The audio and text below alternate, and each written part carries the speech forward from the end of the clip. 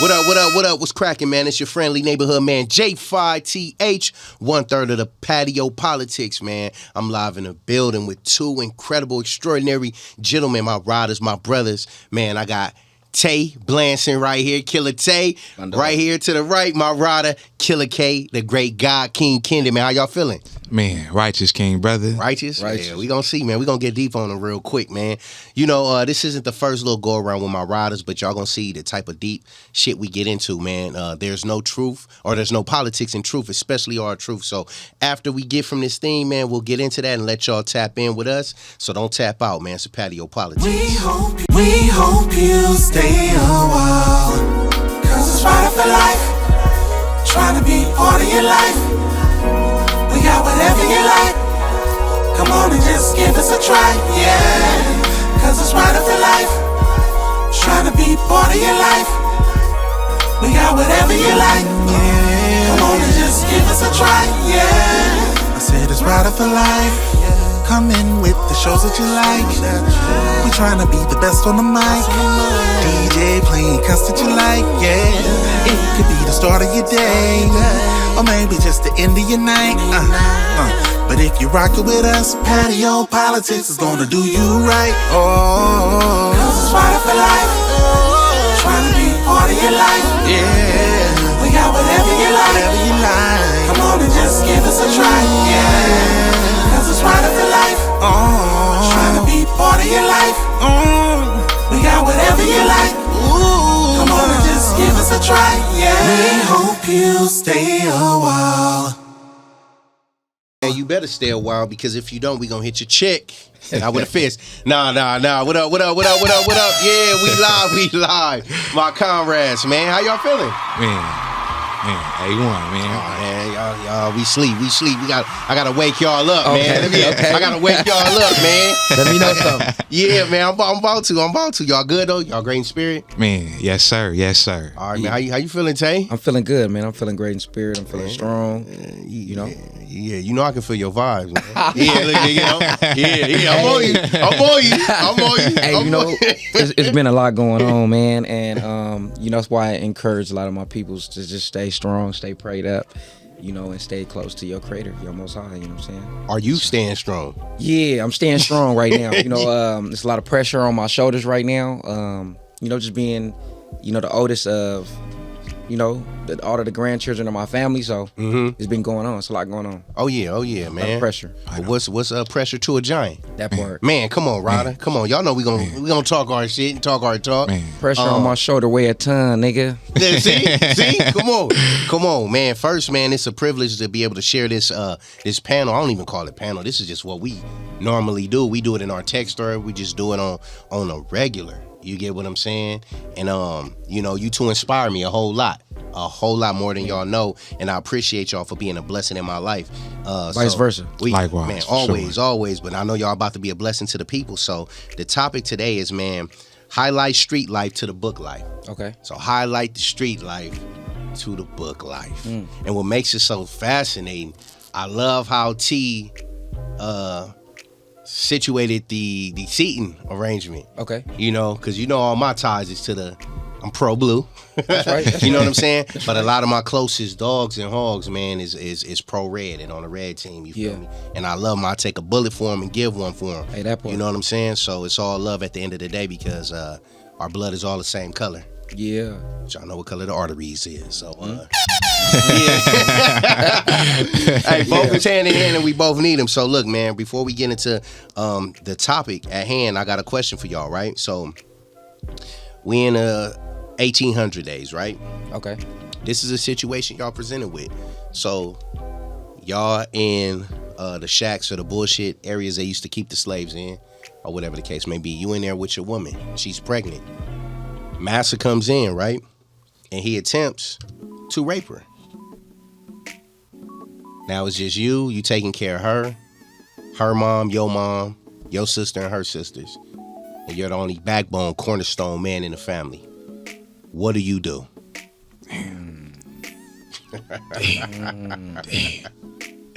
Yes. Dang, quick question back to you, like, that's deep. You know what I'm saying? Like, Hell yeah. I don't know what made you think of that. I told you I'm gonna start it off like that. Whoa. Well, it kind of got me like thinking two ways. You know what I'm saying? Because a lot of brothers would say like, you know, he ain't gonna rape nothing close to me or none of mine. Exactly. So we'd crash and hit the wall. But at the same time, after you gone, what's gonna happen? So it's like, man, like, you know, do we stay there to protect and kind of let things slide, or you know, it's hard. That's a hard question. Yeah, because both will hurt me. You know what I'm saying? Both, like man. the outcomes, it'll hurt. But yeah, I would say. And this is something. And this now we talking. Your seed is in wifey's stomach, and she already told you this happened repeatedly. But this is the first time you finding out. I'm getting ready to have a child. Man. You get what I'm saying? Yeah. And she telling you I'm sick and tired. I'm tired. I can't take no more. I mean, for me, at the moment, I'm gonna swallow that pill. And just think about it, because you know that's the thing about war. You feel me? You ain't Real gonna talk. fight your battle right there at that moment. Yeah. But it's gonna be that deep vengeance that I ain't gonna be able to lose from. So that's gonna be, we're gonna not turn it up. We're gonna rally the troops. And we're gonna do it right. You know what I mean? But yeah, you gotta go, man, because that's Yeah, that's scandalous. And I'm with that answer he just gave, because you know, if he got to swallow the pill in the moment, we definitely could come back with some type of strategies and get him up out of here. Yeah. right. Now, to switch it up, we talking modern day now. Okay. You in the car with your girl, your kid in the back seat, y'all on the way somewhere. One time, pull you over. It's one officer. Matter of fact, it's two. The second officer, who the passenger, he kind of stayed far to the front of the cop car. He ain't pressing.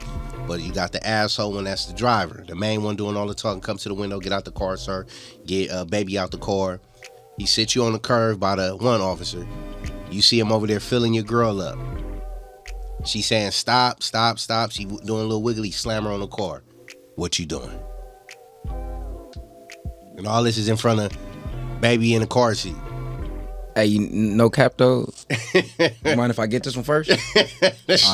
Look, I'm gonna keep it real. In that situation, see, the slave master had a little more power, but you know that police officer in that moment, I might have to get at him.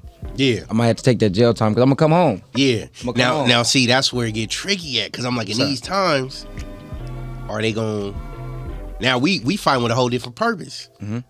We fighting to live now. So he know when we go after him, he ain't fighting to get his ass kicked. He fighting to live too. So what's the first thing he gonna reach for? He reaching for his thing. Yeah. Man. And we know how they shoot us. We don't get warning shot. Nah. Yeah. Yeah. Yeah. See? It's like the same scenario. Yeah, On the same. real, Just modern man. day. Modern day. Yeah, so how is y'all, you know? We might have to bite that pill again.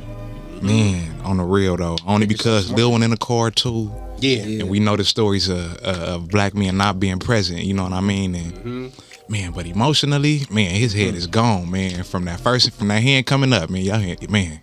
Yeah. Man. It's because you want to do something. Yeah. You know, especially as being like a man, you want to feel like, you know, you are the protector. And, Exactly.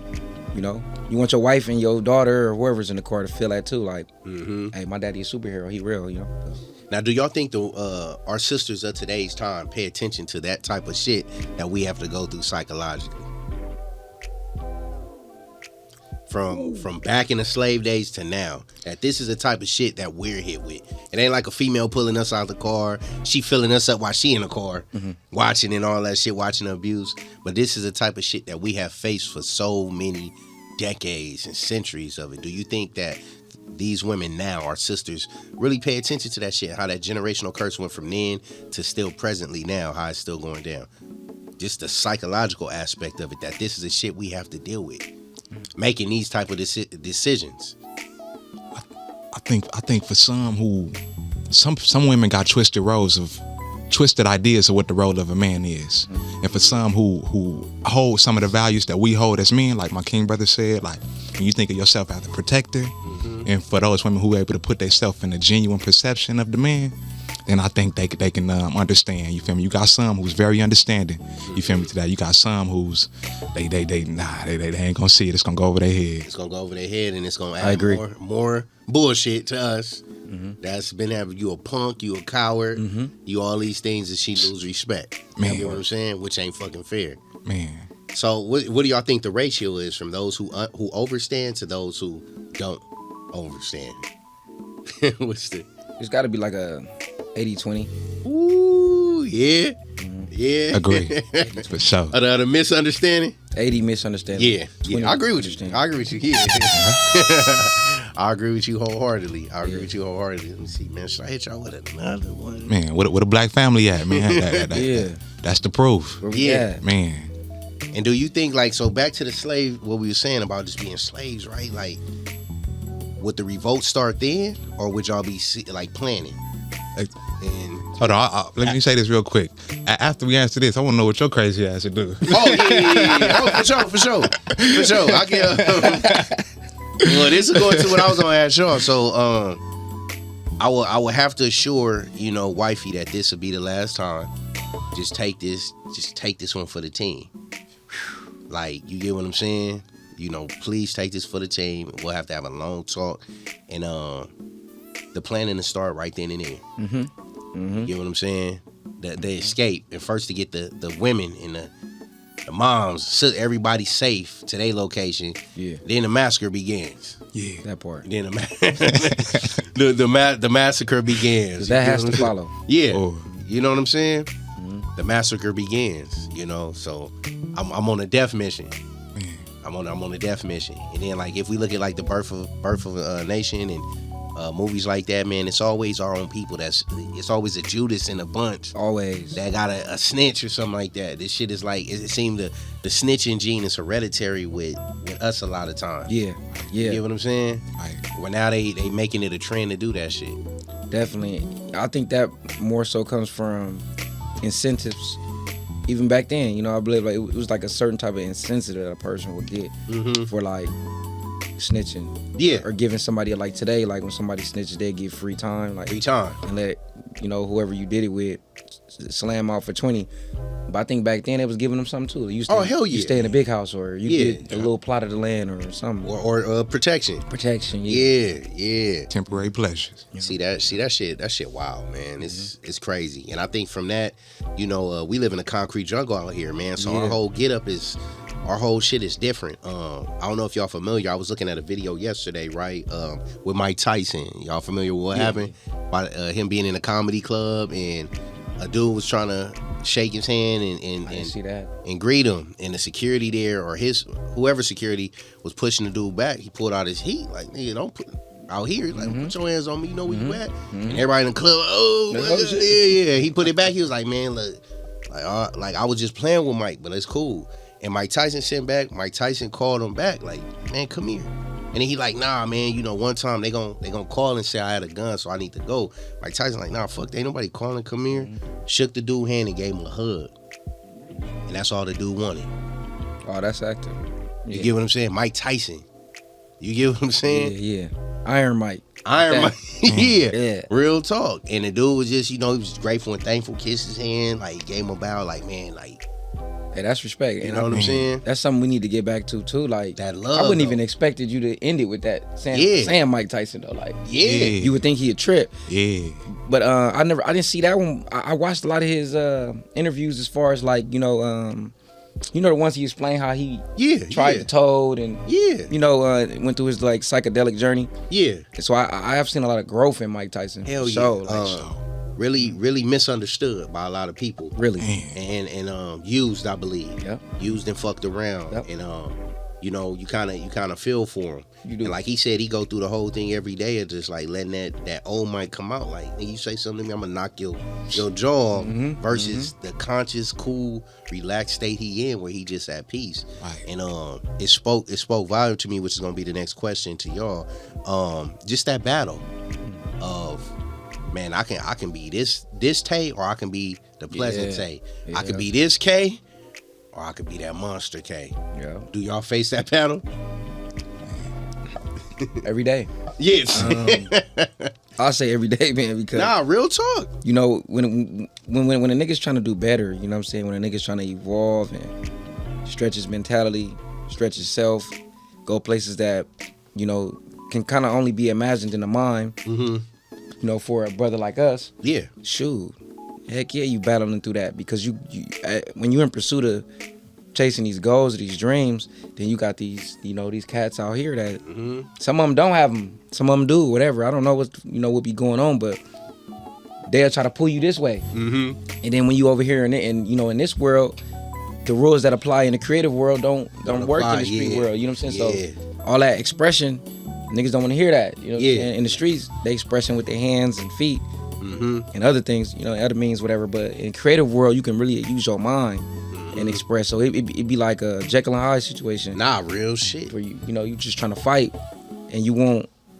Like, I think I heard this. I don't know who. Nipsey Hussle spoke on the story of like two wolves, and like every man has two wolves inside of him, and whichever one you feed the most, that's the one that's going. It's the one that's going. Yeah. It's like your destiny. Yeah. So that I feel you on that two sides.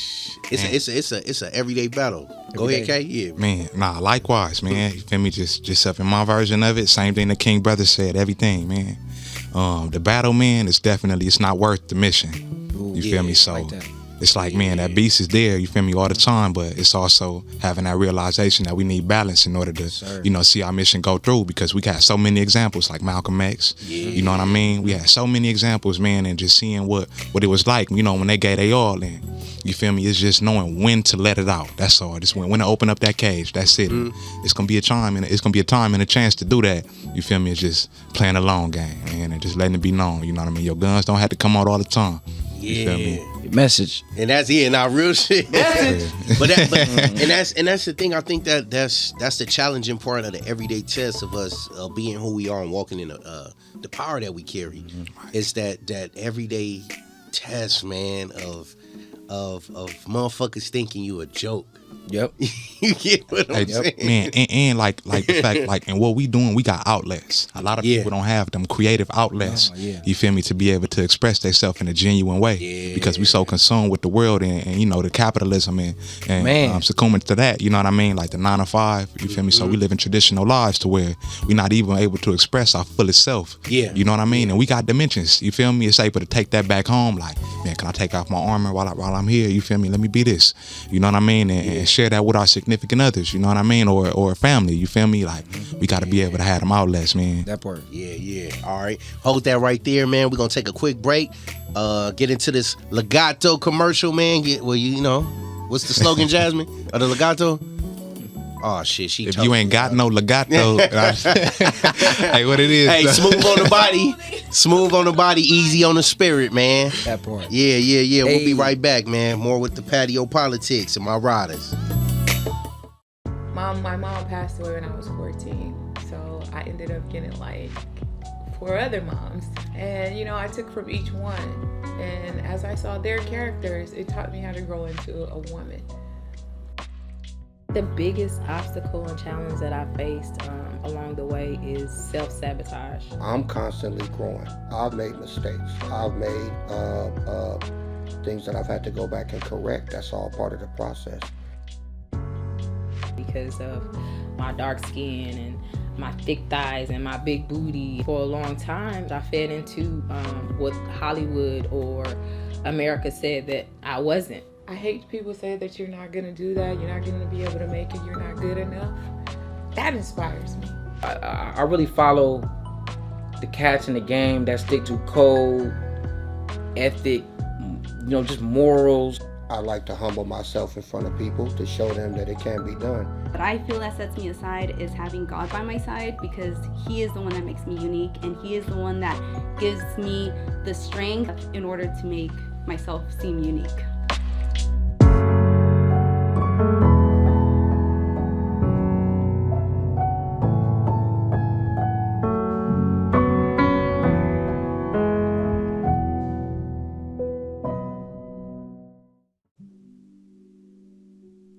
You trust me?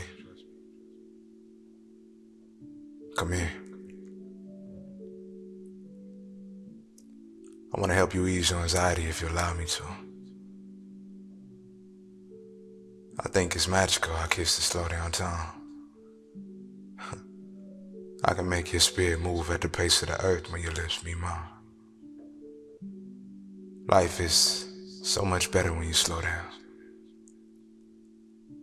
You're so in a rush just to go nowhere when the best place to be is Right here. Making a positive out of all the negatives.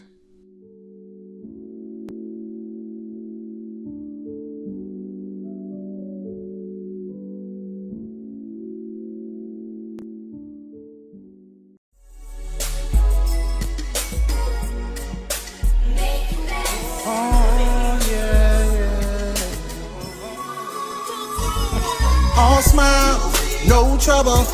If you rollin' with me, ain't no nigga like me. I'ma show you, baby. I'ma make you mine. All smiles, no trouble. If you rollin' with What's the deal, y'all? It's LV, the host here, and thank you so much for tuning in to the Patio Politics. Y'all keep it locked because we are not done yet.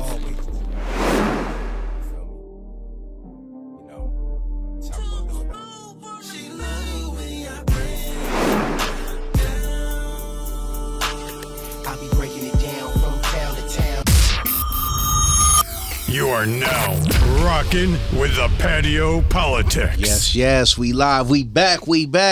Dropping bombs, message, education, edification, all that, man. Y'all good? Y'all straight? Oh yes. All right. Increased. So, here. back to what we were saying, man. I know Kay, you was speaking about just that fine line, and Tayy was can abbreviate with it with the wolves and shit like that. Now, how is it, dude, when you facing those challenges on a daily, you catch yourself basically moving more towards the peaceful side of yourself, but the more shit you continue to get backstabbed and all that shit, and people keep playing with you, even though you're elevating. You know, you still getting all these adversity things presenting itself to you. How do you deal with that? With them two wolves? Cause that revengeful, that I just want to tear their ass up wolf is getting fed per backstab or per hurt, per this, per that. You know what I'm saying? Oh yeah. How do you deviate through that? Man, to be honest, man, sometimes I wonder if we dealing with it the right way. But when a nigga wake up in the morning, eyes on the prize, like, and just really that purpose, like when I say purpose, like, and just thinking of it's not about me, it's bigger than me. That's the thing that always keep me grounded and rooted. You know what I mean? It's like that tree. Yeah. And that tree coming up, you feel me? The roots got to come in. You know, at first the seed, the roots got to come in, got to sprout up, the branches got to form. But all of that is only for the fruit. You know what I mean? And the fruit is made for what? It's made to nurture the being that grabs it. You know what I mean? So it's just knowing that we a part of something greater, man. And that's something that always keep me balanced, you know, like just on a personal, man. And but you know, sometimes, you know, them storms come, you know what I mean? Them dark days, man, just be like, damn, am I dealing with it the right way? You know what I mean? Because, you know, we still got scabs and we still got wounds, you know? Nah, real talk. And I don't know if this is just for me, but what about y'all? It seemed like the more wisdom and knowledge that you get, the more bullshit comes with it. Oh yeah. You get what I'm saying? Man. And the smaller your circle gets. It's way smaller. You know what I'm saying? Man. Which y'all, like, go ahead, yeah. My bad. I feel like that's a difference in like perspective thing, because the more wisdom I gain, the more perspective I gain, the less friends I will have, is because we you know, it's like that perspective helps you see some of the loopholes and the traps that some other people may not be able to see. Like robbing a bank today, we may be able to live off it for 3 months and have fun, but that fourth month be the month we get smacked. You know what I'm saying? Because maybe he spent too much money, or maybe he was too flashy. Yeah. So a whole lot of that stuff is, you know, it's yeah, that it's shit like heavy. that. That shit heavy. Why y'all think it's like that? I used to think it was outgrowing people. You know what I'm saying? I'm like, man, why I gotta be the realest nigga out of my camp? Why I can't be another real nigga two, or another 2 or 3? And it's like the circle getting smaller as I'm elevating in life. You know, because you see yourself with your dogs, your comrades, and your lokes, you know, you like, man, I want to make it with them. I want to be on tour with them. I want to have them in my trailer on set. You know what I'm saying? Yep, you think like, you want to bring home team with you, and you want to put on. But the jealousy, the envy, the strife, the hatred, the bullshit, the foolery come with it. You get what I'm saying? And it's that navigating through that. Yes. You know what too though? Like I feel like no matter what, the higher we get in our journey, even though we lose the people that we love, we tend to gain new people that's on the same wave as us. I agree. You know what I mean? So part of me feel like too, it's like when the eye get bigger, you feel me, when the nighttime come, you feel me, it's adapting so it can focus more. Yes, sir. You feel me? Same thing with us as being, you know what I mean? We adapting so we can focus more on what we meant here to do. You know what I mean? And whatever that is that we have to be at a certain, we have to at least have a certain frequency in order to be able to receive the messages from our antenna. We can't do that, you know what I mean, if we still amongst our beings that's bringing us down. Yeah.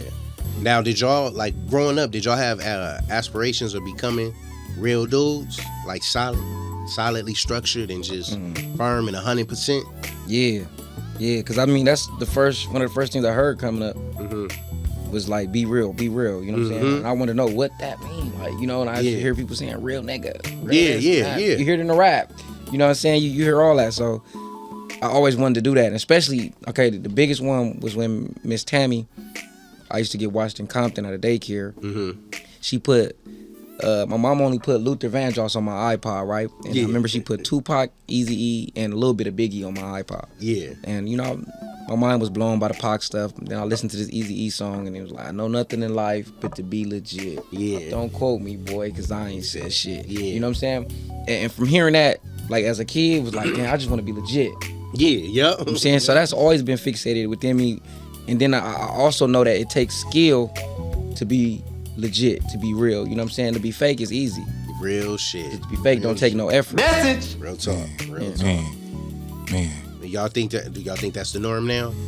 Fake is normality. It's following what's trending. You know what I mean, man? And losing yourself along the process.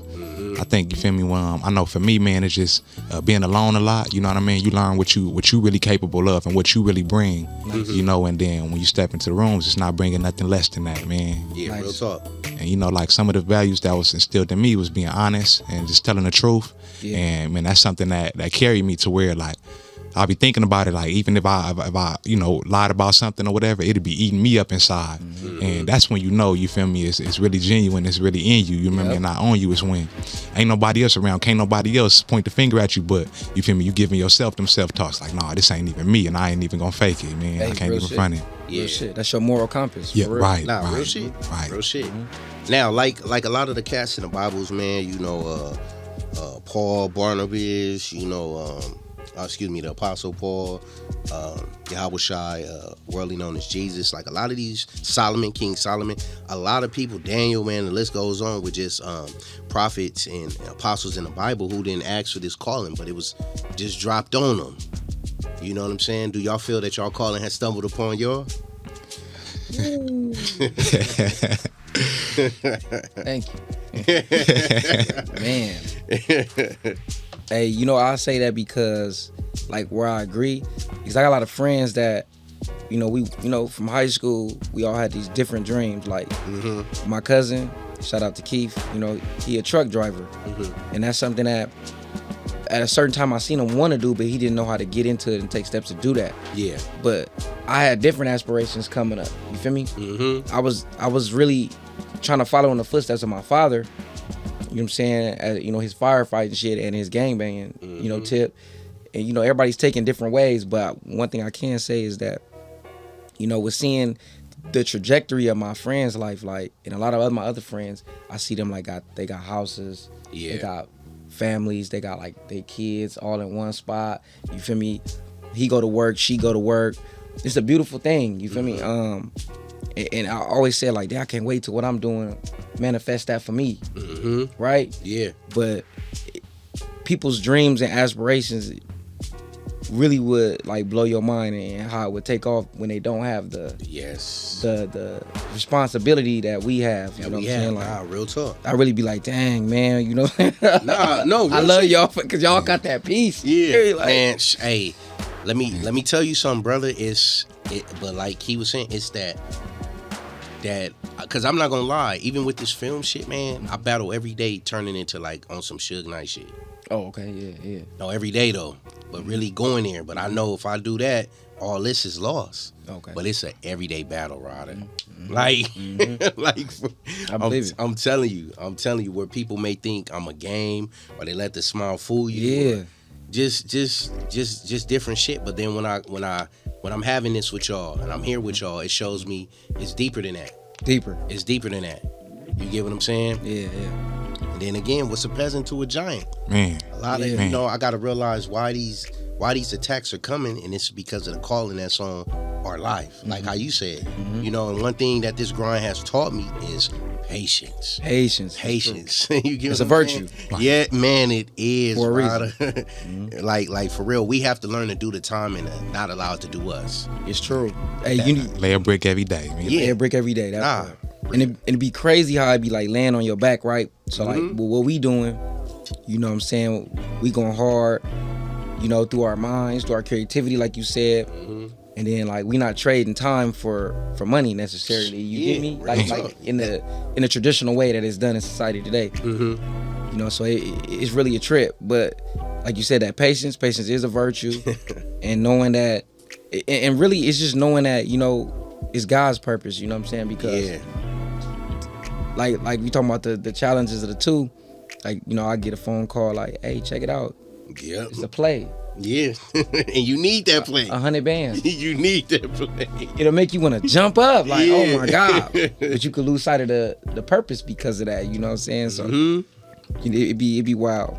And especially too when security, you know what I mean? When we thinking of security, man, like, man, I need this to take care of X, Y, and Z, because we got so much that we're responsible for. And man, that ticket is gonna be like, man, this is cool. This gonna keep this straight. You feel me? But then that's when that balance come in. It's be like, okay, I know this gonna keep it straight right now for the moment and temporarily, but what's gonna keep me straight for the long run? The long haul. And man, I think that's where that patience fall in at. That's yes, sir. You know, yes, sir. We want the fast come up. Like, that's why I tell people it's the difference between being rich and wealthy. A lot of people say, man, I want to be rich. I want to be a rich nigga. Like, it's cool to have money for, like, temporarily. You want to be a temporarily rich nigga? No. Like, you sound stupid. I want wealth. Yes. You get what I'm saying? Man, you know what, man? And I know it's people who got a whole different mindset. You know, in those Bel Air, you know what I mean? When it comes to wealth, they making money while they sleeping. But, you know, real wealth is within. Like, man, like I'm really coming to a place to be able to thank the Most High, man. Like, thank you for this wealth. Thank you for this wealth. Because it feel like, man, even when you ain't got nothing, still feeling grateful. Like, you got your soul. There's a lot of people that's rich and wealthy that's soulless. And soulless. Man. That's living, that's looking for a soul. You feel me? That shit wild, man. Hearing people tell their stories about how they got it, but it mean nothing. It's like, damn, man, like, what the fuck all that shit for? Yeah, exactly. And then, like you were saying too, Tayy, just about that ticket, man. Like, oftentimes, do it ever cross your mind to think like, damn, this big player, this ticket might be the last ticket? Nah, but yeah, my mind thinks that because, you know, I ain't gonna expose too much on here, but like you told me one day, you know what I'm saying, you prayed for me and the Spirit spoke through you and it said, like, you know what it said, like, you know, keep playing with fire and, you know, so shit like that always run across my mind because I listen to the words of my good brothers. But at the same time, you know, like, it's really just me trying to, like, outwit my past, you know what I'm saying? And it's generational, like my generational curses, like you said, the wealth is really within you, and I do agree. Yeah, real talk. And with that wealth, it's like the mistakes of your forefathers, you know what I'm saying, your dad, your grandpa and them. Shit you didn't ask for. Yeah. We gotta figure a way to outmaneuver it. Because like, my grandfather was a bank robber, a heist man, you know what I'm saying? Like, these stories I heard from my uncles, my mama. So is this Pops? Pop, my dad's dad. Yeah. So he big time, you know what I'm saying? 2 mansions, millionaire. None of that family trickled back to my family though. You know what I'm saying? Because of he married a white woman. So, and then when he died, the wealth went to her. But damn. Like, because that's in my bloodline, you know, he's a heist man, bank robber and stuff. So in my mind, it's like I noticed a lot of that attracts to me. Yeah. You know what I'm saying? Like a lot of that, it'd be like crazy, and I'd be having, it ain't. I know what you mean. Man, that's that tuggle. Yeah, it blow a nigga mind. You know what I'm saying? I'm like, what is that? But then I like studying your family history can help you break it, because my grandfather was also an artist, a painter.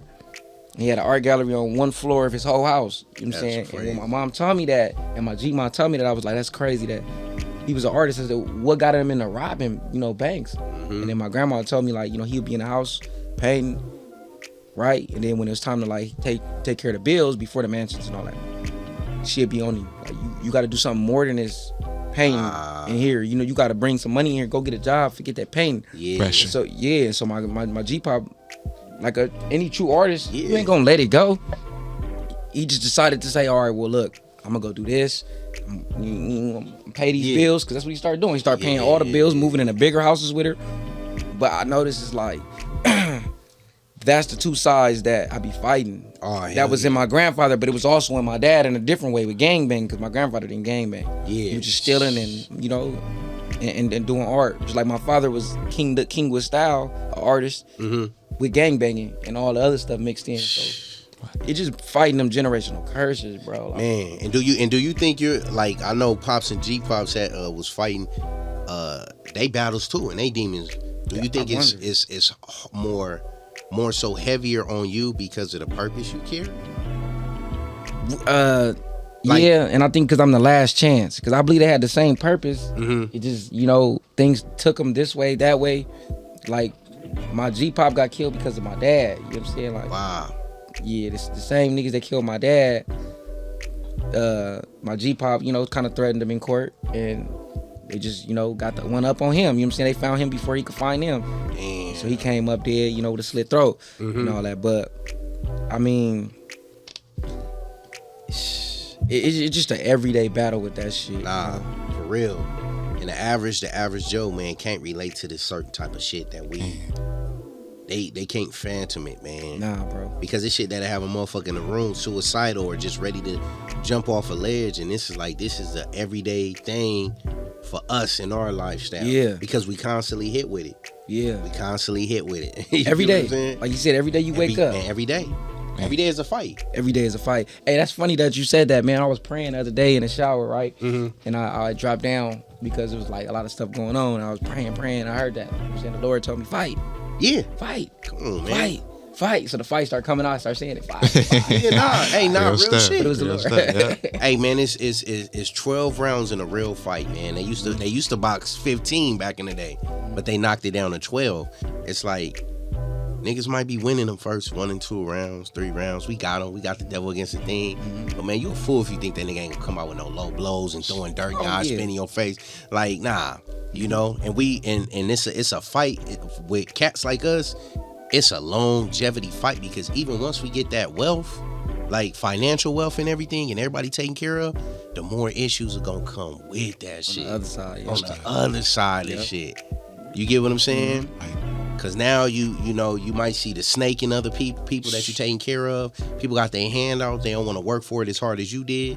When you put them in position to work hard, like how we doing, they don't want to do that. They you know, and then you done turned on them, or you done changed, you done this and that, and for real, like it's a lot of shit to deal with. So what I've grown accustomed to doing is praying for the wealth, but praying that I don't inherit the bullshit that comes with it. You get what I'm saying? You know, I want that peace. Full throttle. He trying to be off grid. like real shit, because it's just the type of shit we work for and do. You know, especially when you talk about kids and being a father. It's like, nah, I kill for this. I done put too many years in blood, sweat, and tears, and I could have been doing X, Y, and Z. Like, nah, ain't nobody taking me off this fucking throne. Like, it ain't nothing to just stop and focus on the money. That's a whole nother mindset. Yeah, it is. Exactly. Whole nother mindset. But the type of brothers we are, if we was to stop and do that, we wholeheartedly into that. No matter what we put ourselves in position to do, we 1,000% in it, and we're gonna be top flight everything we do. You get what I'm saying? Definitely. Whether it's like you said, if you was to do the fireman stuff, you're gonna be the top of that class. You get what I'm saying? 100. Or whatever, the same thing with you, okay? You're gonna be the top of that class. Like, you know, for example, when we was doing the driving shit, we was the best 2 drivers in the real shit. You know, like on time, suits clean, everything, like no sleep, nothing. And I'm sitting here. I was on the shit you was on. We in the car looking at this mansion in Beverly Hills, and I'm like, man, they be wide open like this. I'm on GTA shit. I'm like, man, these paintings gotta be a good $100,000. Fine, you know what I'm saying? It'll blow your mind. Nah, it'll blow my mind, but I think the Most High was surrounding us and putting us in position to see this where you gonna be. Just stay at it. Yeah. Yes, sir. Pretty soon you gonna be getting drove around. Y'all gonna be getting drove around. That You know part. what I'm saying? That part. Man. What you said reminded me of Antonio Brown, man. You know, we from the pit, not the palace. Real talk. From the pit, not the palace. Real talk. So our way up is we coming out this motherfucker. Man, it's different. It's different than the average person. And we appreciate it different. Yeah. You know, I heard it say it's a whole different appreciation that comes from something that's inherited or something that's worked for. Yeah. You know, once we acquire it from working for it, it's like, man, this is something that, you know what I mean, that came through me. You feel me? That part. I liked the way you worded that. And it's even, and before we take a break, it's even spoken in y'all art. Like how y'all deliver y'all shit is like, niggas, like how we say niggas fresh out the projects, like they ain't had nothing. You know what I'm saying? They were saying that about Cash Money. That's how y'all attack everything y'all do. And, go ahead. Nah, man, thank you for saying that, King Brother, though, too, man. Like, just that perception. And, like, just seeing bro paintings, man, his work or art. Like, same thing. How I put my how I, you know, categorize my poetry in my mind. That's the same thing bro did with the art. Yes. Like, it's all in him. And just to see it on that white wall, like, it was like damn, man. Like, this shit is dope as fuck. Like, it's real art. Yeah. It's not common. You feel me? But it's a Picasso in my house. Nah, real talk. For sure. And you see the pain. You see the man. Try to get out. Nah, man, you see it, and you have a greater appreciation for it. Yeah, but yeah, man, we're gonna take a quick little 1-2 real quick, man, and we're gonna be back, man. More with the Patio Politics and my riders. Hey. Dr. King, he was love. Malcolm X, he was love. Love in this business will get you killed. You have to set an example. You have to draw a line. When they see that line, and if they cross it, there will be hell to pay. They must know that.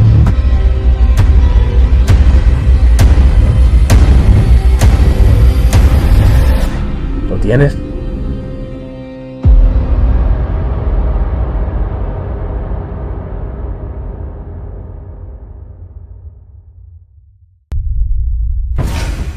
We don't like Christians and what they stand for, so our purpose is simple. Go to every church and eliminate the real Christians. Or in other words, eliminate people that love the Lord. So we won't be long. Truly believe in God. Truly believe in Jesus Christ. Know that He's real and are willing to die for Him as He did you. Stand to your feet right now.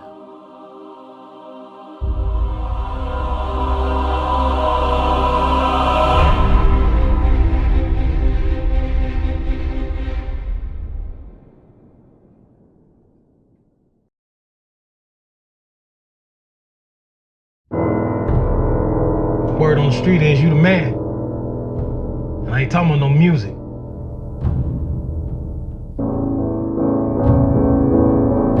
On the streets, let you play with her, man. When you think you done with her, she might not be done with you. You need to stop and think about that shit, Frank. You need to stop and think about that shit. I'm not fucking around here, all right? 3 strikes and you're out of here. No matter what I do in life, bad luck always follow me, man. Can't win for losing. Well, you can't straddle a fence. You gotta live your life his way, or you're gonna live their way. Thing is, you have a choice. Opportunity to change. Change gonna come. So it's gonna come if you allow it. Are you ready to be great? I was born to be more than just a gang member. Is you Frank Blue? Them streets don't love you no more. You're thinking about the last time you were home, huh? Out of my house in the next 2 minutes! And that's why this go around, that's on everything I love. I ain't gonna do nothing stupid to go back. That's my word. Streets don't love you no more. Just left locked up. Sure want to see. I ain't trying to miss out. How does he make you feel? Like love is real. I don't talk to him. Like you talking to me? Yeah, he gonna listen. Might be talking to you right now. All you heard was dirt don't love you no more. Raid every block and shot for. Yeah. Them streets don't love you. What up? What's poppin'? It's DJ Anthony J. Thank y'all for watching the Patio PolitiCz. You feel me? Stay tapped in.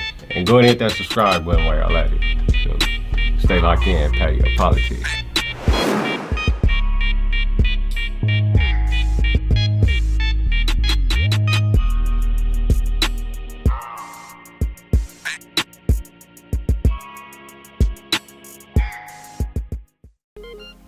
Damn, so like, but man, like you were saying though, man, Tay, our children, we are their first inspirations, yes, their first idols, even subconsciously. So even as the little boys, they looking at how we dress, how we handle ourselves when we talk to their mothers. Yep. You get what I'm saying? Different things of that nature, because in the back of their mind, they may not tell us all the time, but they want to be just like daddy. Yes. You get what I'm saying? First superhero. And gonna be the number one superhero. So remember what you were saying just about the generational curse, which makes it so crazy, because my father's father, my great-grandfather, was a pimp on the east side. So the house that I ended up growing up on 46th Street, it was a brothel. And I'm talking about, he had cops in pocket. It was one of them type of brothels to where, you know, I even heard stories of female head getting decapitated and dropped off on a port. Like, it was wild, where, you know, the women that stayed on that street didn't want their daughters walking on our side of the street and everything. You know what I'm saying? And it went from my great-grandfather to my grandfather being a womanizer, whatever he was, and everything, and it skipped my father and jumped on me. And I was sitting back like looking like, damn, man, I wanted to have kids by the same mom and this and that. And when I got to hearing the stories from my parents about how their fathers was, I'm like, I'm the same nigga they was. And barely even had a relationship with them and knew them. But just saying how you were saying, that generational curse shit happened. You know what I'm saying? Without me even asking for it. And man, I would get approached by so many people from my parents' friend and say, Jay, man, you had the blueprint. Your parents together, nigga. How you out here different BMs and like, you tripping? You had the blueprint. I'm like shit, I don't know. Sometimes it'll happen like that. Sometimes, yeah, real talk. And it caused me to go into a depression until I started looking at like, man, I ain't gonna let nobody, great grandparents, greater, whoever shape my motherfucking story. I'm gonna shape it the way I'm gonna shape it. Period. So yeah, I may not have done it my parents' way, but I may not have been here for it to be done their way. Who says their way is right? Maybe I'm going through my situation so I can do it a whole nother way. So like how you said, baby boy was inquiring, I get approached, man, by my son mom. And she's like, I gotta holler at you. You know, my son had to pick these things that they do in a Catholic school where you get to pick peace or matrimony, all this shit. He wanted to get married, matrimony stuff. He a lover boy now, so he going through that whole stage. I got a girlfriend at school. You know, I'm ready to beat up whoever like her. And I gotta sit down. It's refreshing in the day and age we live in, but I'm like, oh man, I hope this shit didn't jump on him. So I gotta have interventions with him every day, man. You focus on school, or you focus on your little woo-wop, and he like, man, I'm on school and everything. But almost getting into fist fights and all, he on his homeboys talking, like the extra shit. So I'm like, man, this is crazy. And then I have to sit back and say, like you said, I wanted to thrash him too. Like, you supposed to be on school. Don't be acting like sprung on her. Like, you gotta, I had to really sit down and have a real talk with him. But I explained to his mom, like, it has to be a collective thing with both parents, because we have to be aligned in what we're teaching them together. That part. Because he can't see me doing one thing and I'm teaching him this and then this and that. Because she like, well, I want him to be a player. I'm like, watch what you saying, though. Because it's somebody child you hurt that you didn't realize. That shit might come back on our son. Yeah. He might attract a girl how you was back in the day. Because you wasn't faithful to everybody. Damn sure wasn't faithful to me. And he's just like, damn, that's deep. I said, but it's real, though. You know, we got to watch the seeds we sow as parents. And maybe that could be a reason, too, why a lot of them battles is hitting you. Oh, yeah. Because you are around to give to your child what Pops didn't give to you and G-Pops wasn't here to give. It's true. You see what I'm saying? And the enemy don't like that. He don't like that. You get what I'm saying? And so, Like just to add to that, man. Yeah. No, you want it. Yeah. Like, we got a balanced young man coming on the way. You feel me? The enemy, like, you know, like, hold on. Yeah. Me deterring this. Yeah. Hell yeah. And like strong, and like getting him into karate and all those things, man. And definitely too the books, cause so he can be on there like you. Oh yeah. No, I definitely do that with the books. But you know how sometimes the youth is like, because it's technology, like age is like, man, I don't trying to sit down and read no book. Yeah. I'm trying to play this Fortnite or play this block building game. And I'm like, okay, yeah, I ain't knocking that because that does build their brains too. Mm-hmm. But I be sitting them down sometimes, like, sit down with me. Yeah. And I'll read like a chapter, and then I'll tell him, read these 2 pages. And he'll read the 2 pages, then I'll jump back in and finish the chapter. How he take to it? Do he be on kind of like, let me rush in? He started off like that. Because he think about the game? Yeah, he started off like that. He used to be mad, like, Dad, oh my God. And he'll sit there for a minute and let me read. Yeah. But like now he be more so like it was crazy. Like I think it's because he's getting older and more mature now. You know what I'm saying? He's 10 now. Yeah. But I started when he was 6. Mm-hmm. Around like 8 or 9, he started to tell me like, hey Dad, I'm really learning something right now. Damn. Because I would read him stuff that he could never get in school. You know, he learned about Columbus and Thanksgiving bullshit. and all this. The bullshit. Yeah. So when he read Blood in My Eye with me and Soledad Brother and all these different type of books, it was one I just read with him by Dr. Claude Anderson. Mm-hmm. Dirty Little Secrets or something like that. Yeah. I was reading a little bit something to him and he was just sitting there like, and he looked at me and like, oh snap, like, so Dad, this is really going on right now? Man. Because he thinking the school taught him it was 500 years ago. Come on, man, yeah. And they thought it's still going on right now. Now. So that blows his mind. So yeah, for sure. The books I try to get and instill to him for sure. But I noticed the kids learn more through visual though. Yeah, real talk. What they seeing. What's going on, you know. I try to give them more in like hands-on game. Mm-hmm. Like, you know. And then I was gonna say too, even if we gotta like start 47 faking, we gotta pump fake the kids like they visual learners. So just even sitting down, even if you're on your phone or IG, open that book, put that phone in so you can't see the IG and like you read. Nice. So it's still him like, damn, Daddy in them books and all that. That's what we gotta learn to do because that's where all the hidden gems is hitting at. That's where all the real knowledge is hitting. Because you look at how many years do the school got our children or had us? You talking about damn near 8 hours a day of just poison, falsified information from 12 years plus. 12 years plus. For sure. By the time we get in college, like shit, they put so much bullshit in front of us, we don't really want to learn too much at that point because we think we know it all. Or we've been taught to get a job and work for the man. Oh yeah. The same motherfucker that's poisonous. What's your thoughts on that? The history thing for sure, I'll definitely give you that, and just what they teaching in the schools is full of. Well, honestly, I'm gonna say this. You know, for white America, them schools is good. They great, yeah, because they works in their teaching favor. They history, you know. But for us, it's a little jaded. You know what I'm saying? It's kind of like giving a giraffe the same test that a lion would take in the jungle. You know what I'm saying? It's 2 different things, and that's one thing too. You know, everybody wants to think, and I think this is where some of the problem in society comes from. Like, oh, we all one people, and we all, you know, that ain't really what it is. You know, everybody like we got different cultures and we have different nations, and I feel like that should be okay. Mm-hmm. We should be able to, like, you know, give them their space to go do their own thing over in their towns, and if we go in their towns, we should be able to go respect it. Yeah, real talk, and vice versa.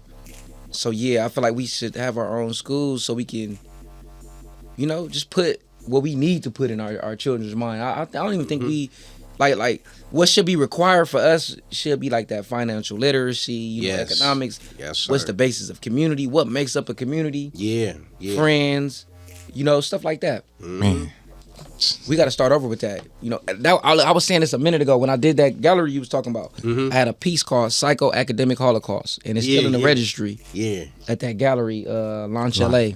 So that piece, Psycho-Academic Holocaust, I had put in there because it's actually a book by Dr. Umar Johnson, but I put inside the excerpt of it, if we could get as many, if not all, the black educators from, like, you know, all around here in this nation, the United States, it'll be way more active that they could sit down and create and come together with a plan. Yeah. for a new curriculum that's created by us and it'll be enforced by us too. Yeah, real shit. Yeah, real shit. That's what we need. And what do you think are some of the steps to get to that though? We tried the charter school route because I went to a charter school before they was getting shut down, like all in the 2000s, the mid 2000s, the late 2000s. They was shutting down the charter schools. And so I went to one in Inglewood off of Gravilla called The Village. It was a straight Muslim school. It was militant. Wow. And I couldn't stand it. I was mad. My mama sent me there every day. They was tripping. They was whooping. But hey, I can say this though. When I went from there to public school, you know what I'm saying, I learned like, dang, we really had people that cared about us. Yeah, real shit. I wasn't complaining about the paddle after that. Like, it was like, all right, it's crazy. When I went to public school and certain things I was doing, I used to be like, dang, I know I shouldn't be doing this. You know what I'm saying? But that charter, it was all black, Muslim, and everybody cared for each other.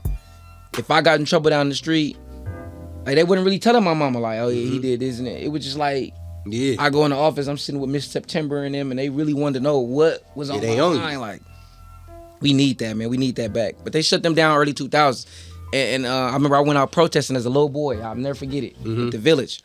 And because I seen the peoples coming to the school and they was doing had the little checkboards and they was checking it off. Like, I remember they was telling the teachers, nah, you guys shouldn't be showing them this. You shouldn't be teaching them that because it's not a part of our curriculum. I don't see why you should be teaching these students that. That's crazy, man. I went through the whole thing, but charter schools, if we could figure out a way to get schools back. Because everybody clowning Dr. Umar. And I don't know what he did with that money. He's educating us, though. But the school, I'm with him on that school thing. You know what I'm saying? Likewise. Like, I'm with him on that. We need that. We need the FDMG Academy. You know what I'm saying? That Frederick Douglass Academy. We need that. Man, for real. Because if we get control of that, then we really got control of the future. Yes. Because it's really up in the youth. And you think they know? They know that though. They do. They know that. So every chance they get to fuck up that, you know, what could be, they stop it with all the nonsense, shutting it down for what though? Yeah. And imagine being able to build stronger parents to where even though they going to school, they coming home to this information. Getting fed. You know what I mean? To where we like, okay, ain't no way you can get to our kids now. You know what I mean? And I think too, man, a lot has to do with people. I don't want to say wedlock because that's like traditional religious, but people just having children out of convenience. Man. Yes. You get what I'm saying? A lot of people want to fuck, but they don't want to handle the responsibilities that come after the fuck. You get what I'm saying? I agree. Yeah. And I want to touch on that as far as like promiscuity. Yes. Like, promiscuous culture. Yeah. And I ain't even no hypocrite because when I was younger, like 19, 20, 21, 22, 23, nigga was a hoe. You did? I was a thought bag. And that's okay. Because we be young and we don't got that like awareness to know like, hey, the dangers of sex, what comes, you know, after sex, like of course the kids, soul ties, all these different things, you know what I'm saying? And people we can hurt, you know what I'm saying? Because maybe this person thought that it was gonna be more, and then I'm thinking like a thought, you know what I'm saying? Like, so I think that whole culture is messed up, and I feel like it creates these single homes. Because I like even with my situation, it was in my whole culture days, and you know, it was something like after a party type thing, and my baby mama knows what's up, you know what I'm saying? Like, it's just a decision we made. But I say this though, we learned a lot from just doing that. Cause like even me and her explained to each other like, damn, like I'll never do that again. Like as far as like just willy nilly, no condom. Yeah. Let's have some fun. You know what I'm saying? Nah, man, cause you know now, like, okay, we gotta be on the same page mentally for us to even, like, who said that? Somebody said that. For us to even lay that formation and a foundation down to the kids. Yeah. Right? But if me and said person or, you know, ain't on the same page and, you know, this person's Hindu and I'm Israelite or Muslim or whatever. It ain't gonna work. It ain't gonna work. It's always gonna collide. You know what I'm saying? Like if I'm coming from the bottom, she from the valley. And that's what I realized. It seemed like we speak the same religious when it's come to our sin. Right. It doesn't nothing differentiate right then and there. We can all agree to that. But when it come to like, okay, well, we right here now. I believe in this. Okay, well, I believe in that. Now, are you just going against the grain because we ain't together, or this is really what you standing on and firm on? And neither party can answer that shit.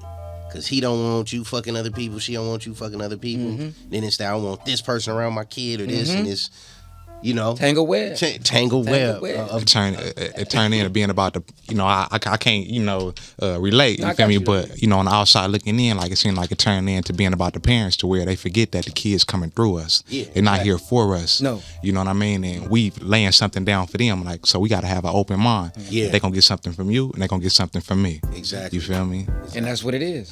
And like you said, coming back and what could we build to where parents after school more education comes, but when you feel your child is a hindrance or a county check or a dangling piece on the chessboard, it's difficult to do that because you letting the government and the county raise your kid in the school, then your kid come home, then now it's to the point they letting the tablets do it now. Right.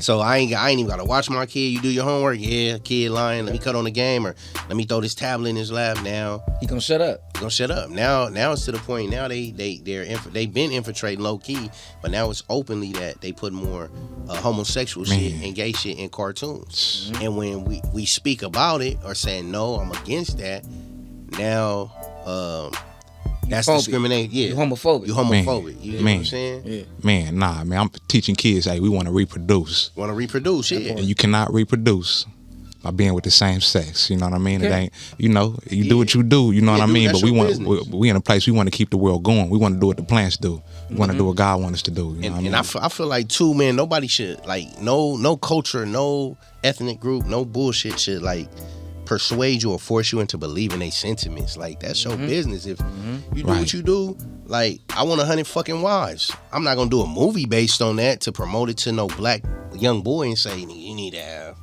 the more the merrier. You get what I'm saying? Regardless of what my beliefs may be about it, I'm not gonna put in no cartoon for no kid to be walking around. You get what I'm saying? Just like that's like Tayy said, fuck it, man. I'm gonna do a movie. I love stealing, so let's have a thieves group. Now everybody say, "Oh, you a thief." Don't call me a thief. I'm a borrower now.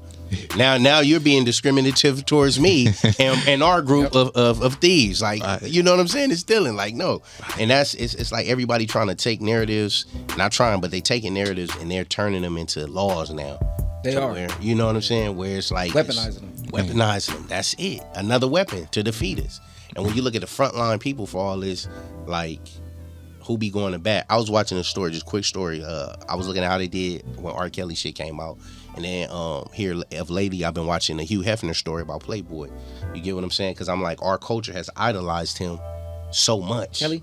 No, Hugh Hefner. Hugh Hefner, okay. Yeah, so we idolized him so much, or whatever, and everybody want to be Playboy Hugh Hef. They want to have the multiple women, the house with the yada, yada, yada. But it was a lot of shit he was doing that was so wrong, it surpassed R. Kelly shit by far.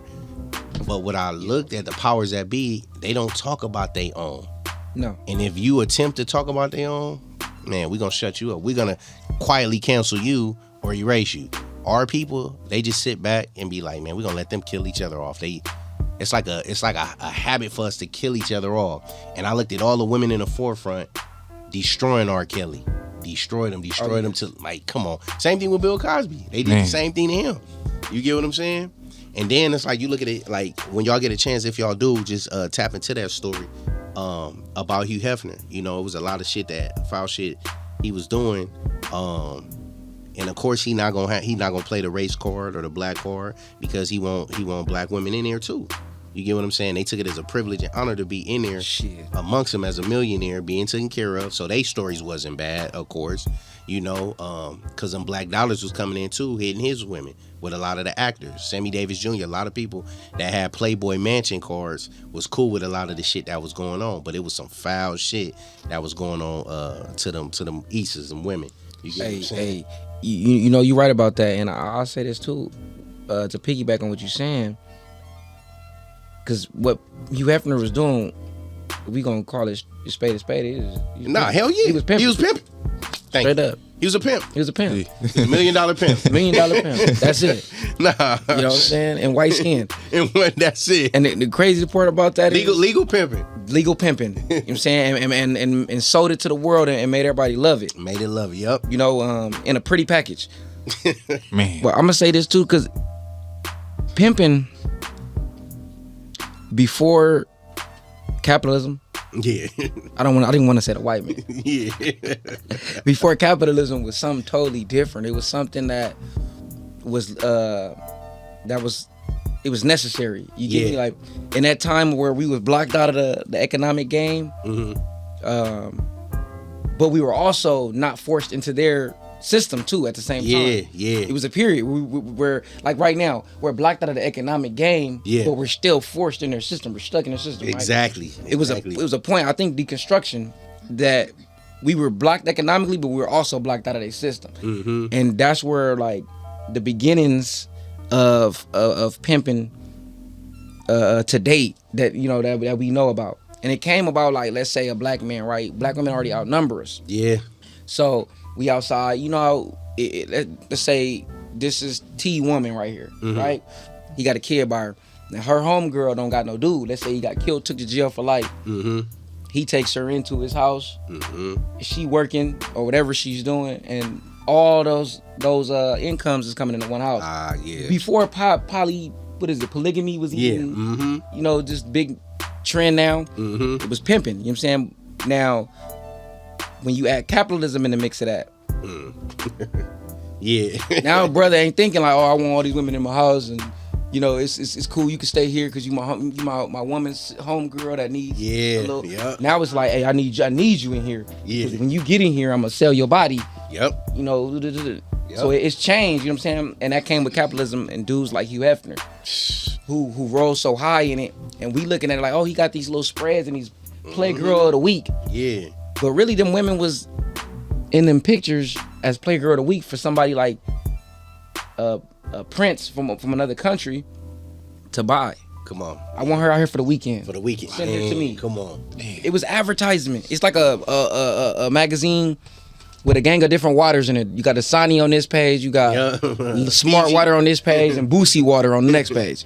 And whichever one you look at, I like that Boosie Water. It look like it's real good. Let me get that. And they gonna ship it to your door. Man. Turn women into that. They pimp the game with that, man. Pimping. And then it's like, shit, if they not in that, he had the porn shit too that he had. It's coming full circle. And that was the thing. One of the ladies who was expressing, she said, if you got the platinum Playboy card, it came with a key. Came with a key to come in the mansion anytime you want to. You had that, like, you got carte blanche to do whatever you want. I want her. Come on. And they said that. You gotta go. Gotta go. Gotta go. Yeah. They signed contracts. Yeah. See, legal pimping. Yeah. And like that was a polygamous shit too. Like, so corrupting them laws, man. And well, yeah, like you said, corrupting the law because shit, he was the color of the law. So he knew firsthand it was no way they can go through any cracks and crevices to fandangle nothing. All that shit was there. Like, it's there. And I'm telling they do it every time we become cool at something, they do it. Yeah. So in the 70s, we was pimps. Man. The black man was the face of pimping. Flyest suits, he was the coolest. That's how he is when we talk, we smooth. Then the white man come with the Hughes and the Austin Powers and the... Hold that. We're going to take a break and come back to that. Please hold that, man. We're going to be back, man. Patio PolitiCz. Tayy. They still it. God King Kendon, man. Yes.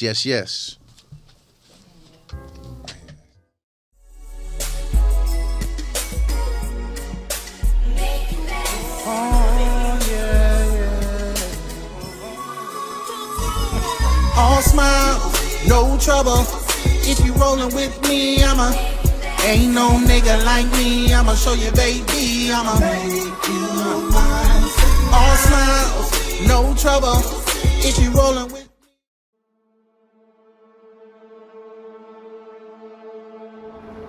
Justice, I assure you, will be served.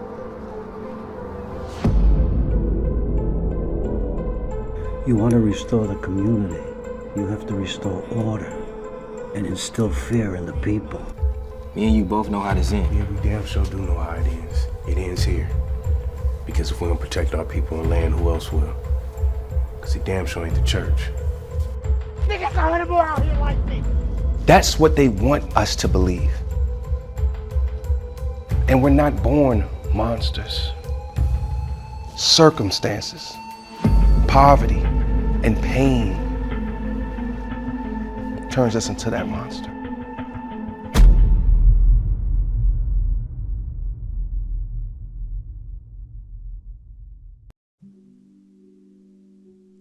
You trust me?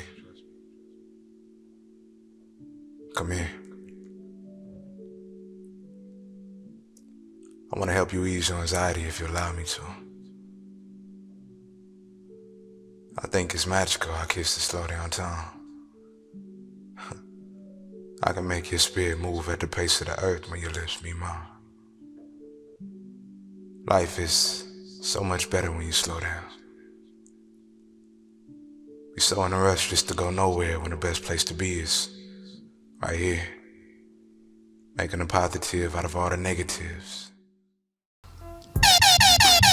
Yeah, we back with my riders. Now rocking with the Patio PolitiCz. Yes, sir, Yeah, man. yeah. Man, so I know we strayed away because of my punk ass, man. Shalak, forgive me. You know, it get deep when we talk, man. Well, all right, so look, back to the title of the show, right? So highlights of street life. What drew y'all to wanting to be, let's say, gang affiliated?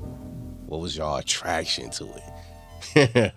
Why y'all think about it? I'll just chime in on mine real quick. Go ahead. Just so y'all can think. But I know with me it was in the 90s. You know, I had uncles who were like close to me, like brothers. We were 8 years apart. So and they was from Harlem 30s. And this was around the time Bone Thugs and Harmony came out. They was heavy, 93, 94, their first album. That was it. I wanted long hair like them. The Box was out. Now y'all too young for The Box, but it was like MTV jams with the videos. It was on Channel 39 on the cable in South Central. But on The Box every day, y'all familiar with the Bloods and Crips? Mm-hmm. All that used to come on, Damu Riders. Mm-hmm. It was just the gang bang era. So if you was 6, 7, 8 years old in that time frame, this is all that was being televised and shown on the music box. Banging on wax. Banging on wax at its finest. Paru Love, all these things. Not only that, y'all, now you got South Central the movie, Boys in the Hood, Menace to Society. Mm-hmm. You got American Me, all these movies coming out. So you like, nah, I gotta do this. Mm-hmm. Then on top of that, just your comrades who grew up in that type of shit, like firsthand, they coming around you saying cuz, blood, all this other type of shit. And you just like, nah, I want that same. I want to be like Dope Boy and his team when they was little, when they seen the dead body. I want my, you know, my niggas like that type of shit. That's what drew me to wanting to be gang affiliated and a not being bullied aspect too. Mm-hmm. Right. That shit too. So what about y'all? Man, I know for me, man, we was in elementary school with a clique. Man, we used to be claiming the elementary school. Like, bro, I remember first time saying hood, like, man, hood this, like hood that. And just hearing my big brother say it, you know what I mean? Because it was at home. Coming home from school and seeing my big brother and all his comrades up in the backyard. They up in the living room, they up in the house talking, and just seeing that camaraderie, you know what I mean? Yeah. And me also having that similar camaraderie, you know, in elementary school, you know, and then it really became something after my big brother passed, and this is all who around, you know, so it was always family structure for me. You know, and then as far as wanting to be involved and be active and everything, I stated more so that was more so like a call to action for me, feeling like that's something that I had to do. As far as like, I know my brother do it for me, and you know, that's just that thrill. You know, that thrill always spoke something to me. I don't know if that's a generational curse or what, man, but you know, seeing my big brother come home with guns, mama finding guns and stuff up in their closets and all of that, like, you know, it just spoke to me in a different way, man. And I remember the house was getting raided, and the police officer had found my writings and stuff.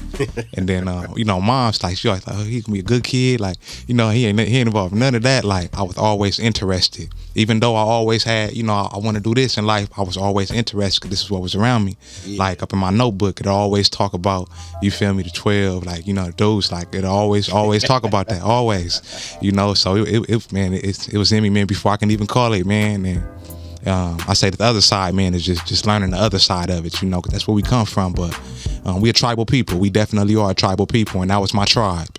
You feel me? And just identify with that, man. Just identify with my loved ones. Yeah. What about you, Tayy? Nice.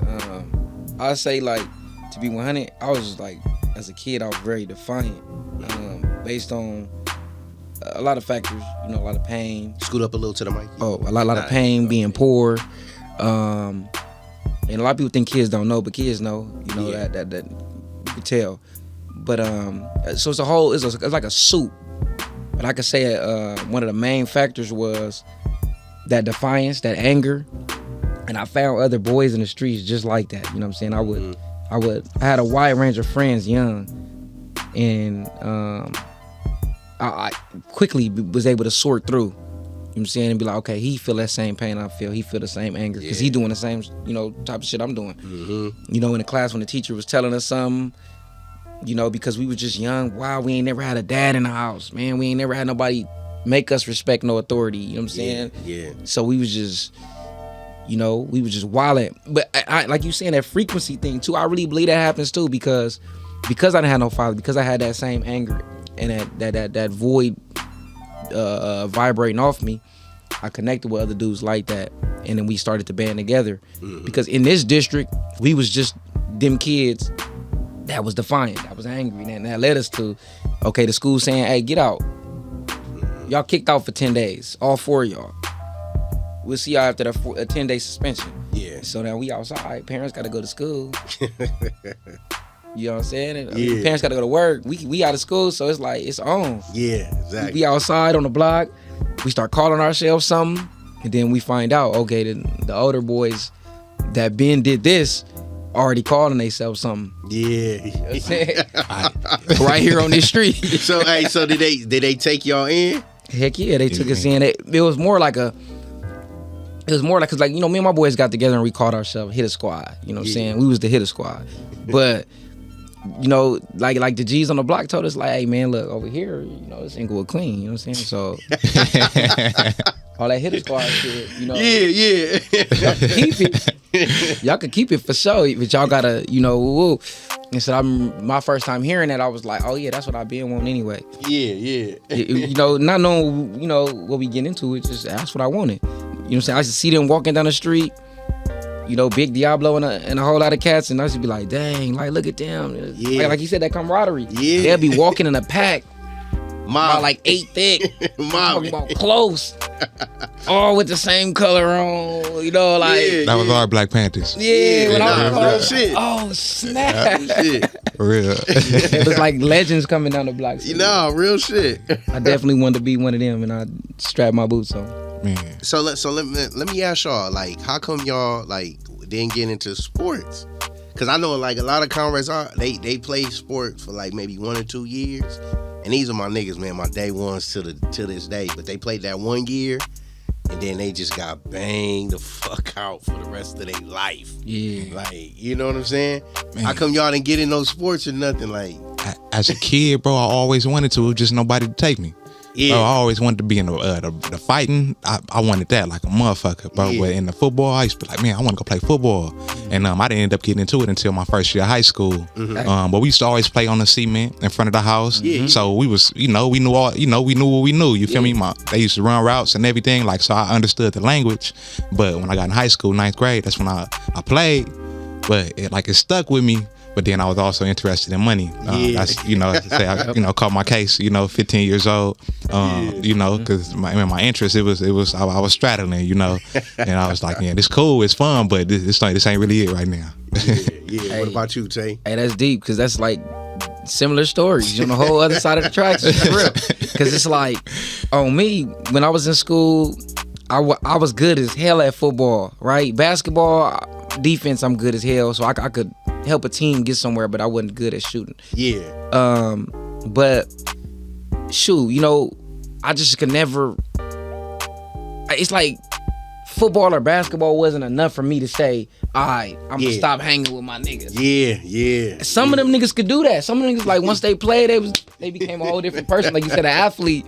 Yeah. But I just wasn't one of them dudes that could snap my mind all the way into being just a straight athlete. Yeah. And I allowed I can't even blame the gang for that. I allowed my anger and my own things inside of me, to veer me left from sports. You know what I'm saying? Because I remember one time in school, I started the riots between the Mexicans and blacks, and I'm mad about that now because I have a whole new perspective, you know? Yeah. But back then it was a lot of smoke and funk between the blacks and Mexicans, and I remember this Mexican named Oscar, shout you out, man. I hope you out there doing good.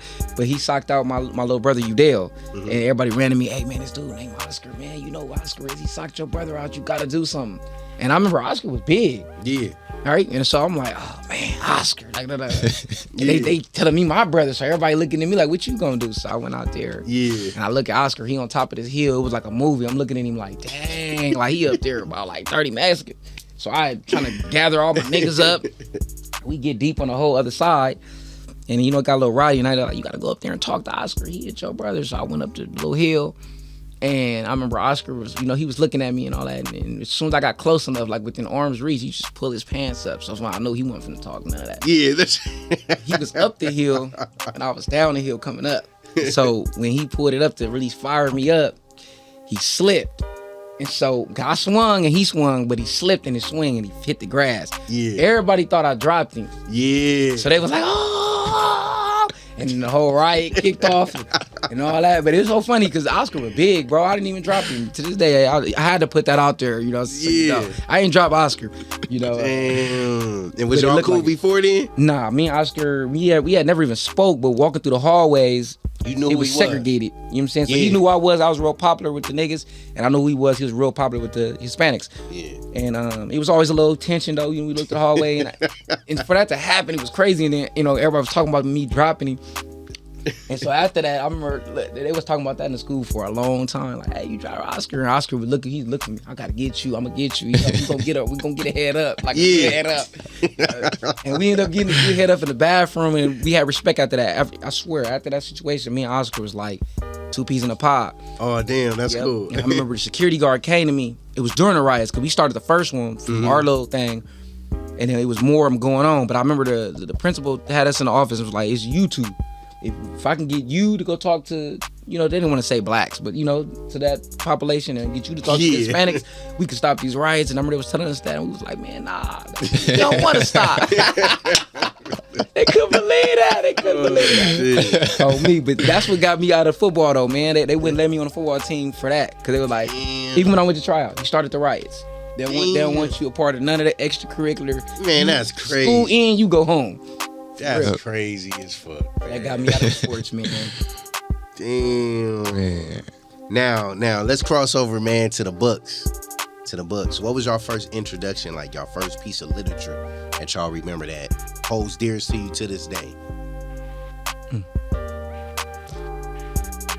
It ain't gotta be the first book, but just a book you remember reading when you was younger that just stood out where it's like, damn, okay, this reading shit is... First Law of Nature, man, for me. First Law of Nature? By Papa Sack, man. Ah, yeah. Man. Shout out to Papa Sack, man. Man, First Law of Nature, man. My comrade, man, for me. Much love, bro, for sure, man. But when I read that book, man, it just...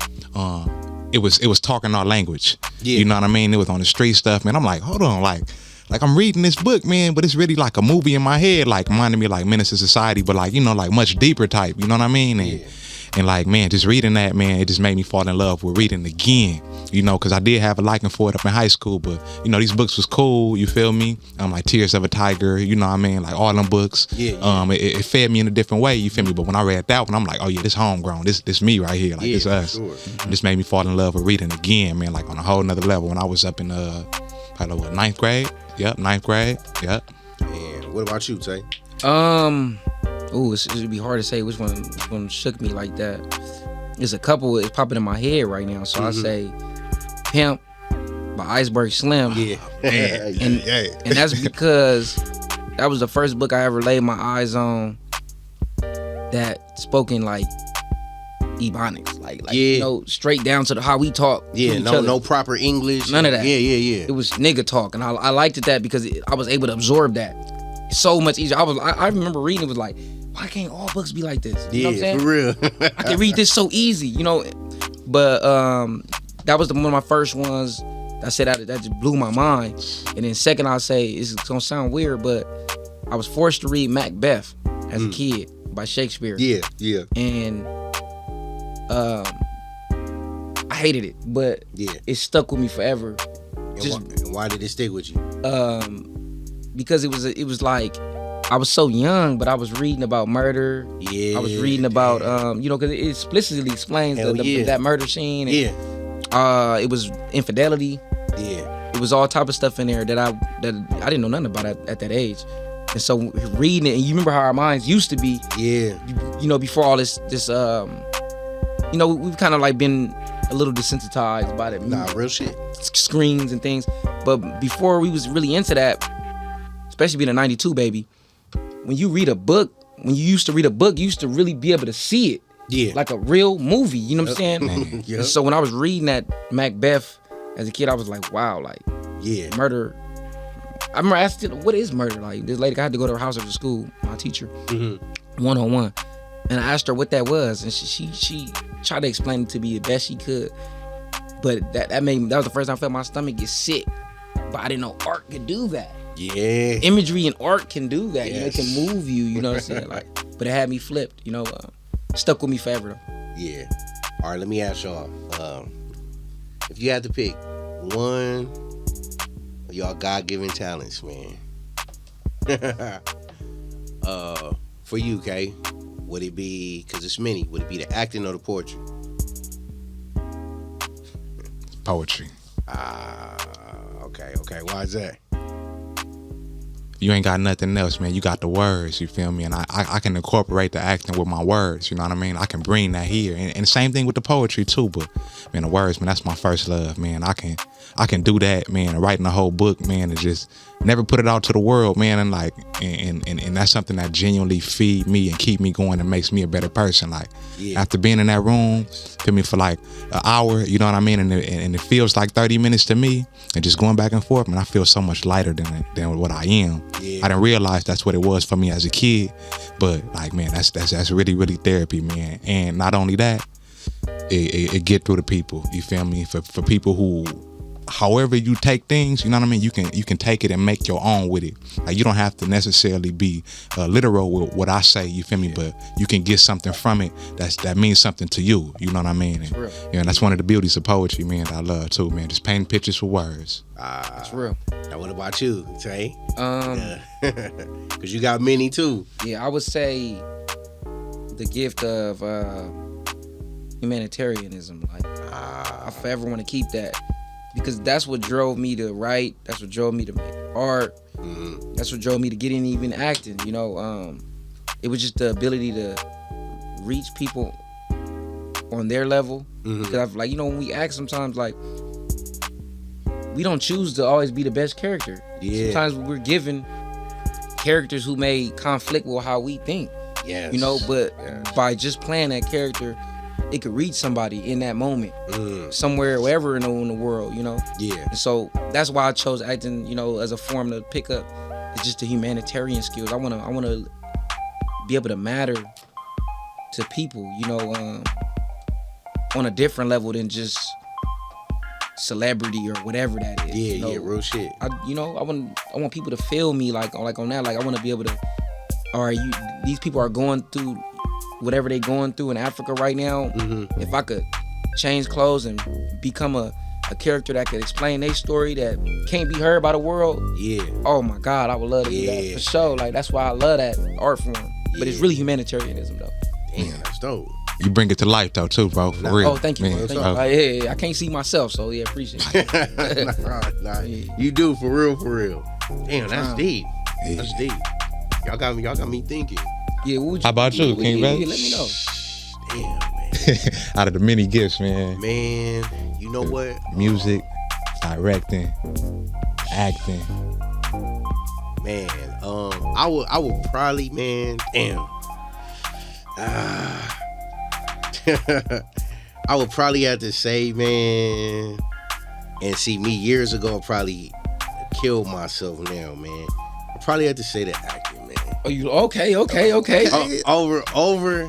the music. One, because music ain't what it used to be. To me now, and as I'm getting older, I'm seeing how a lot of young cats is coming. It's not authentic. People don't pour into the songs like they the artistry like they used to, per se. Where it is, I can hear a beat. I come from a a generation where I could spit to any beat, R&B, pop, everything. Make the record, get on stage and perform that shit, move a whole crowd. Now it's just motherfuckers rapping 1 minute on a song, 2 minutes, ain't no artistry in it. And I come from a generation where we battled, where we was getting a circle and somebody play a beat, we really rapping for hours. I'm trying to rap better than you. I'm attempting to rap better than Tayy, and we talking about shit. Somebody throw out a topic about slavery. We rapping about that. Gangbanging. We rapping about sets. Colors. We rapping about a color.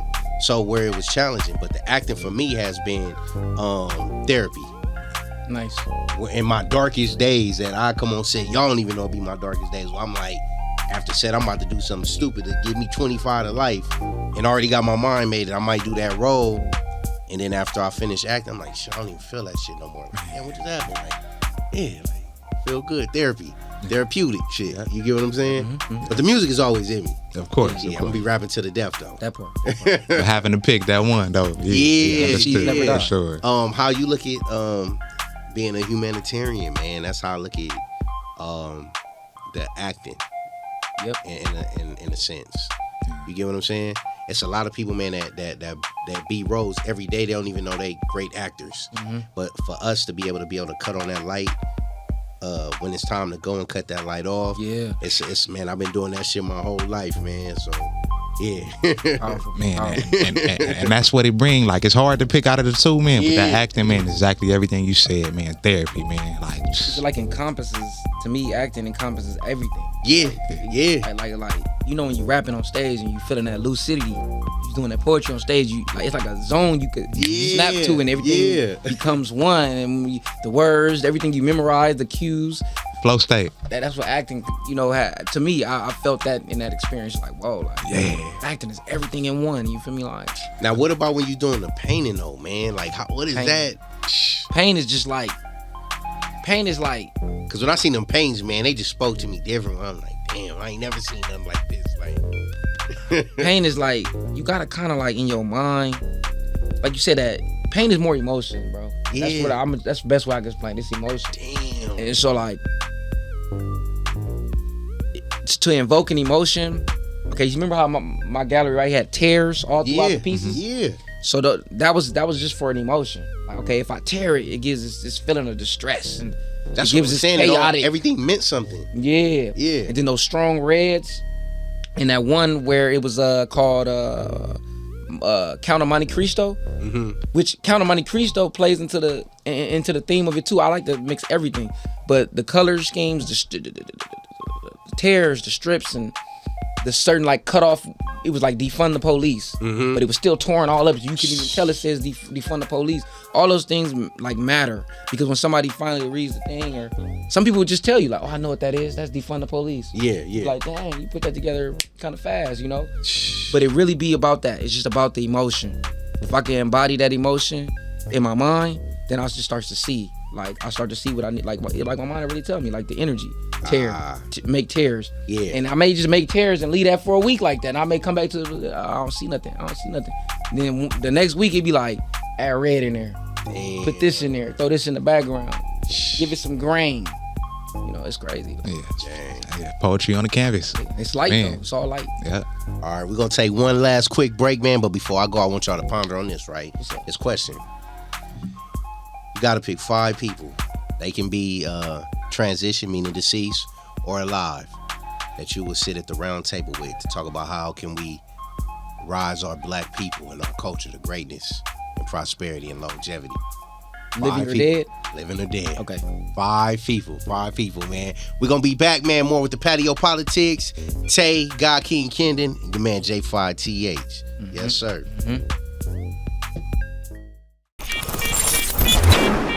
What up? What's poppin'? It's DJ Anthony J. Thank y'all for watching the Patio PolitiCz. You feel me? Stay tapped in. And go ahead and hit that subscribe button while y'all at it. You feel me? Stay locked in, Patio PolitiCz.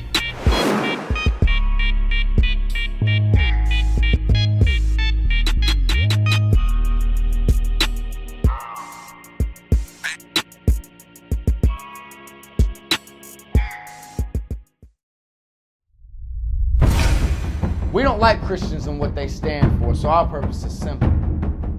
Go to every church and eliminate the real Christians. Or in other words, eliminate people that love the Lord. So we won't be long. Truly believe in God. Truly believe in Jesus Christ. Know that he's real and are willing to die for him as he did you. Stand to your feet right now.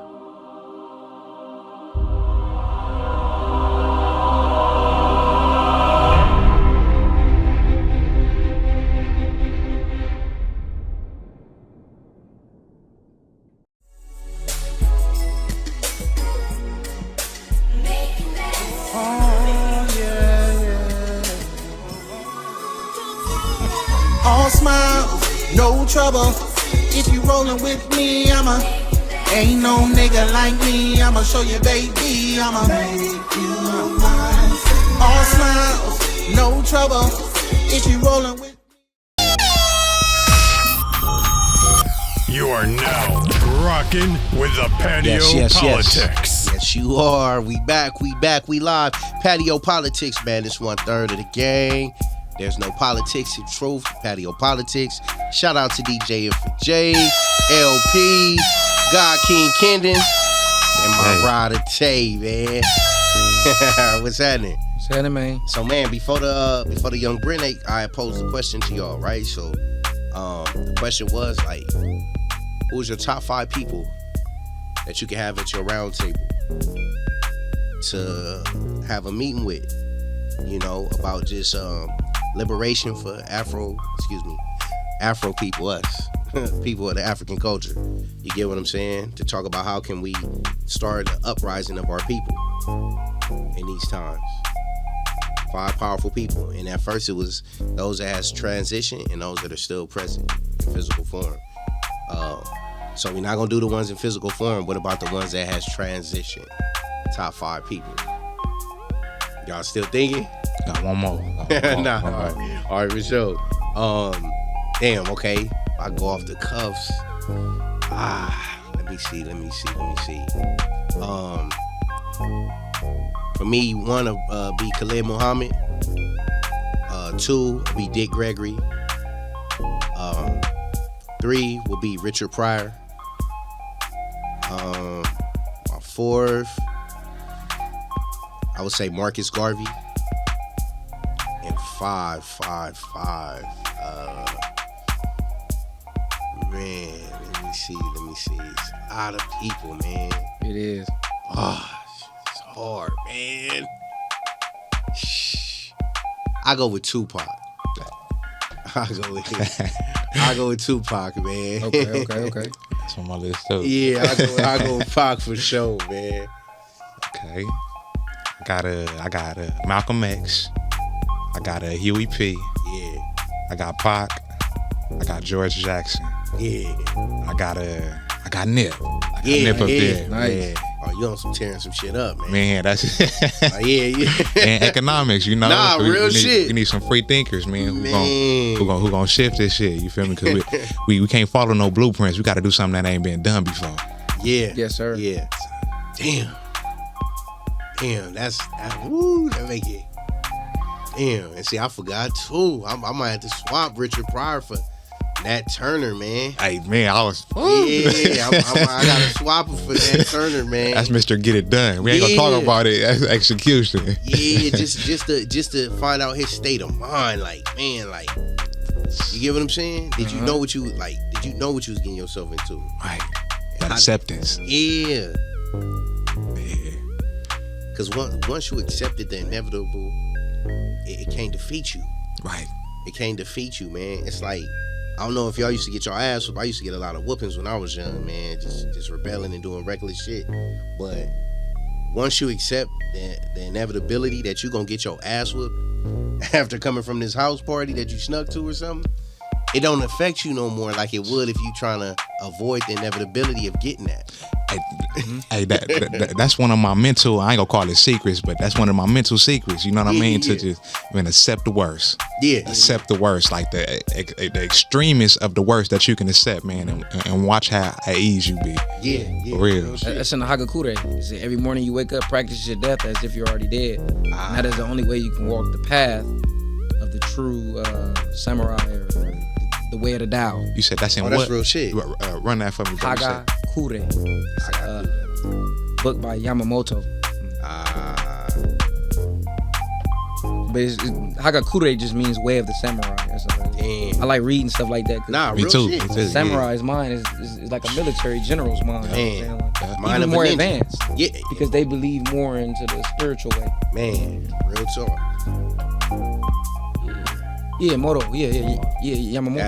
That's deep. That's And you deep. know, that's crazy. Yeah. He's a great poker player. A lot of people don't know that.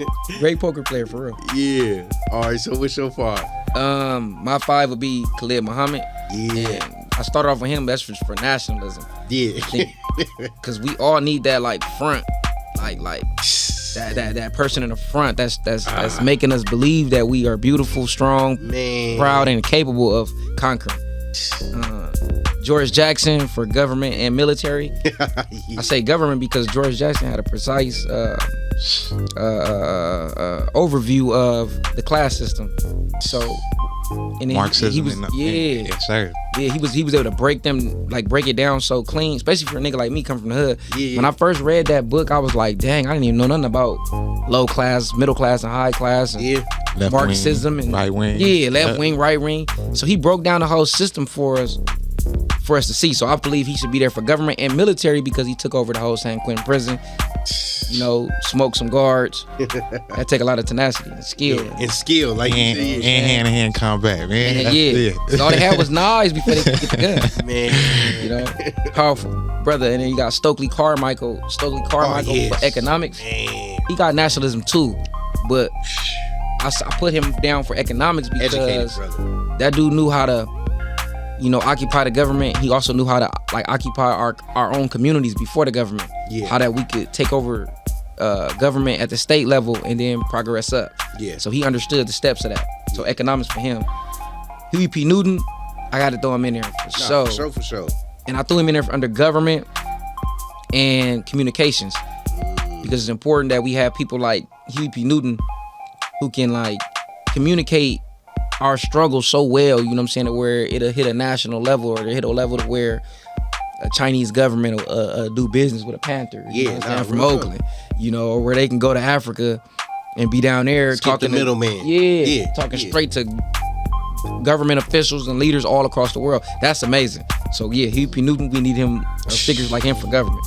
And last but not least, I got Christopher Dorner once again. Yes, sir. Yes, sir. Because we need that type of energy amongst this apparatus. Yes, sir. And one thing I can say is I can't stand no goddamn LAPD, man. Man, nah, for real. It's trife, man. They dirty. So yeah, we need Christopher Dorners to keep them at bay and keep them, respecting our nationhood.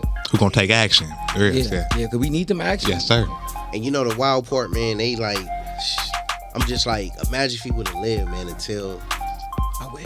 Yeah, they weren't gonna let that, They wasn't. And that type of he got what I like to deem and call a public lynching too. He did get a show. So a lot of those who probably was on that same shit or right on the edge, seeing that pulled them right off. Pulled them right back. Yeah.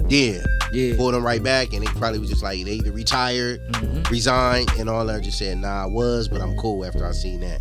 Cool, yeah, very cool. And I know that strikes a lot of fear in a lot of our soldiers out there and all that.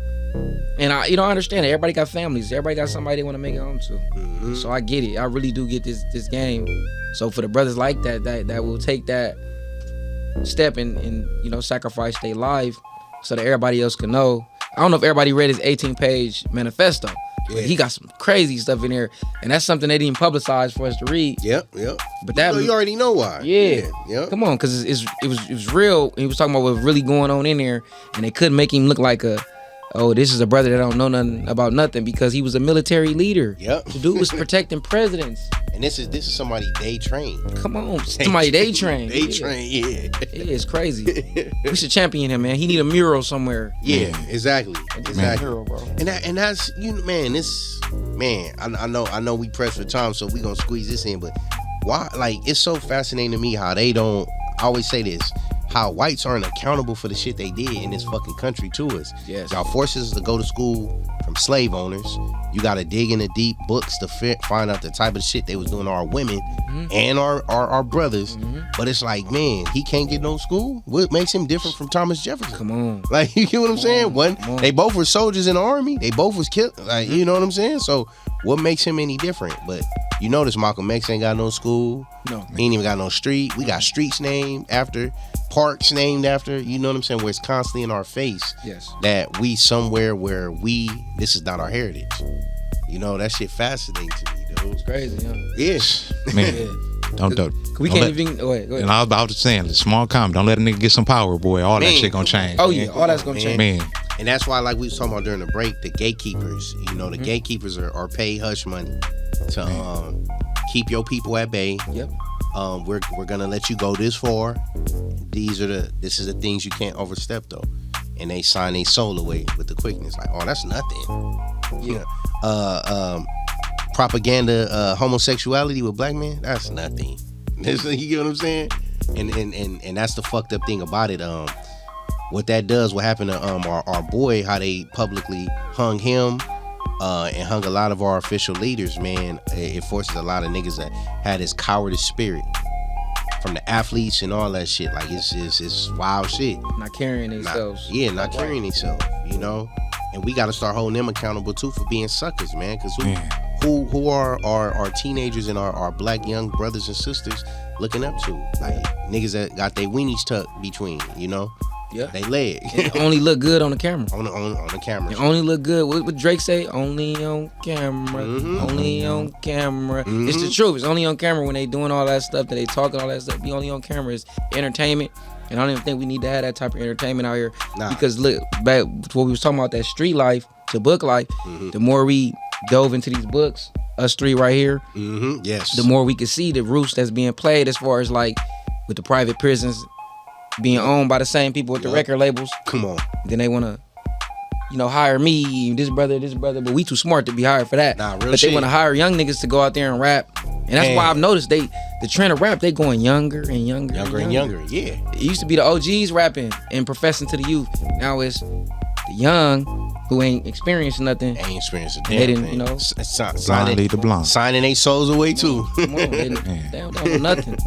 And that's wild that you said that, man. So like these label execs that we be paying top dollar to support these artists to, motherfuckers got private prisons. Oh, yeah. Come on. Because Pookie want to talk about shooting his homies and best friends. His murder on his mind. Yeah. You did? Yeah. And I feel it, because I'm coming from where I come from. It'd be murder on your mind. Nah, real shit. But it was never meant to be sung to all our, all our peoples, you know what I'm saying? Like, glorified. It's a symptom of poverty. Yeah. To want to murder your friends and your friends getting envies and jealous, that's not normal. That's a symptom of poverty. And that's why they keep us poverty strict though. Because we singing it. Yeah. Because we glorifying. Glorifying the... Hey, that's crazy. I read this book called you just made me remember. The 6 or 7 secret teachings on the ways of strategy. And it explains in there about, like, basically the book explains how to raise a strong nation. And when the first thing to raise a strong nation was honoring the worthy. If you don't honor the worthy, then the filth will get to the top. And the filth will be representing your nation. So it's about honoring the worthy, man. When I read that chapter, that stuck with me forever. I actually wrote a letter to John Singleton. Because I wanted to honor the worthy with him. But he passed away. That hurt my feelings, man. Yeah. Because I wanted to really send that letter to him just so he could understand, like, what he did for LA culture. Yeah, real shit. But with Boys in the Hood, we may not have took the message when it was coming up, being street niggas, like, looking at it like where he was saying stop in the beginning. We didn't see that. We didn't see that, no. But that was a great writer. And we didn't even see the importance of Furious, his, Cuba Gun father and Trey father. Yeah. You get what I'm saying? He was laying the facts down. He was laying it down way back then. And a lot of motherfuckers don't know that this is everyday. I know it's ghettos everywhere, but from where we from, though, this is everyday living type shit. This is every day, where I know a lot of cats who was getting dropped off to they pops, mid-teens, niggas and already they banged out. They get dropped off to their dad. He stay in another hood. Now it's that whole conflict, or now they gotta focus on them. And now I'm living here with Pop. All these niggas on the other side. Now either I'm there or I'm here. What do I do? And here don't get along with where I'm from. So Now it's that whole program. Yeah. You know what I'm saying? And maybe he have been around Pop's house when he was little. All my little sandboxes is now they older. They from here. And they claiming this. They claiming this, yeah. It's real, man. And they on me like, what's happening? Like, yeah, nigga, like, what you gonna do? You here now? You making a choice? Or they gonna make it for you? Like, yeah, that shit, man.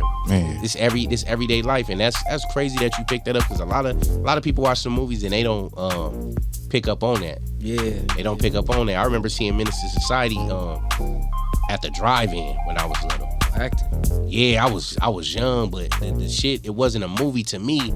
That was a movie I liked. It was like, to me, like a thriller or suspense for me being that age.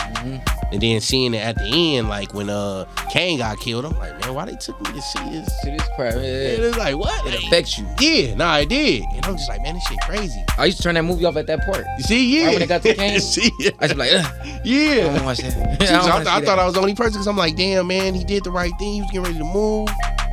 And I'm like, they already took Cousin Harold, who was my favorite character. I'm like, damn, now this nigga got shot. Like, and Sharif got killed. So I'm like, damn, yeah.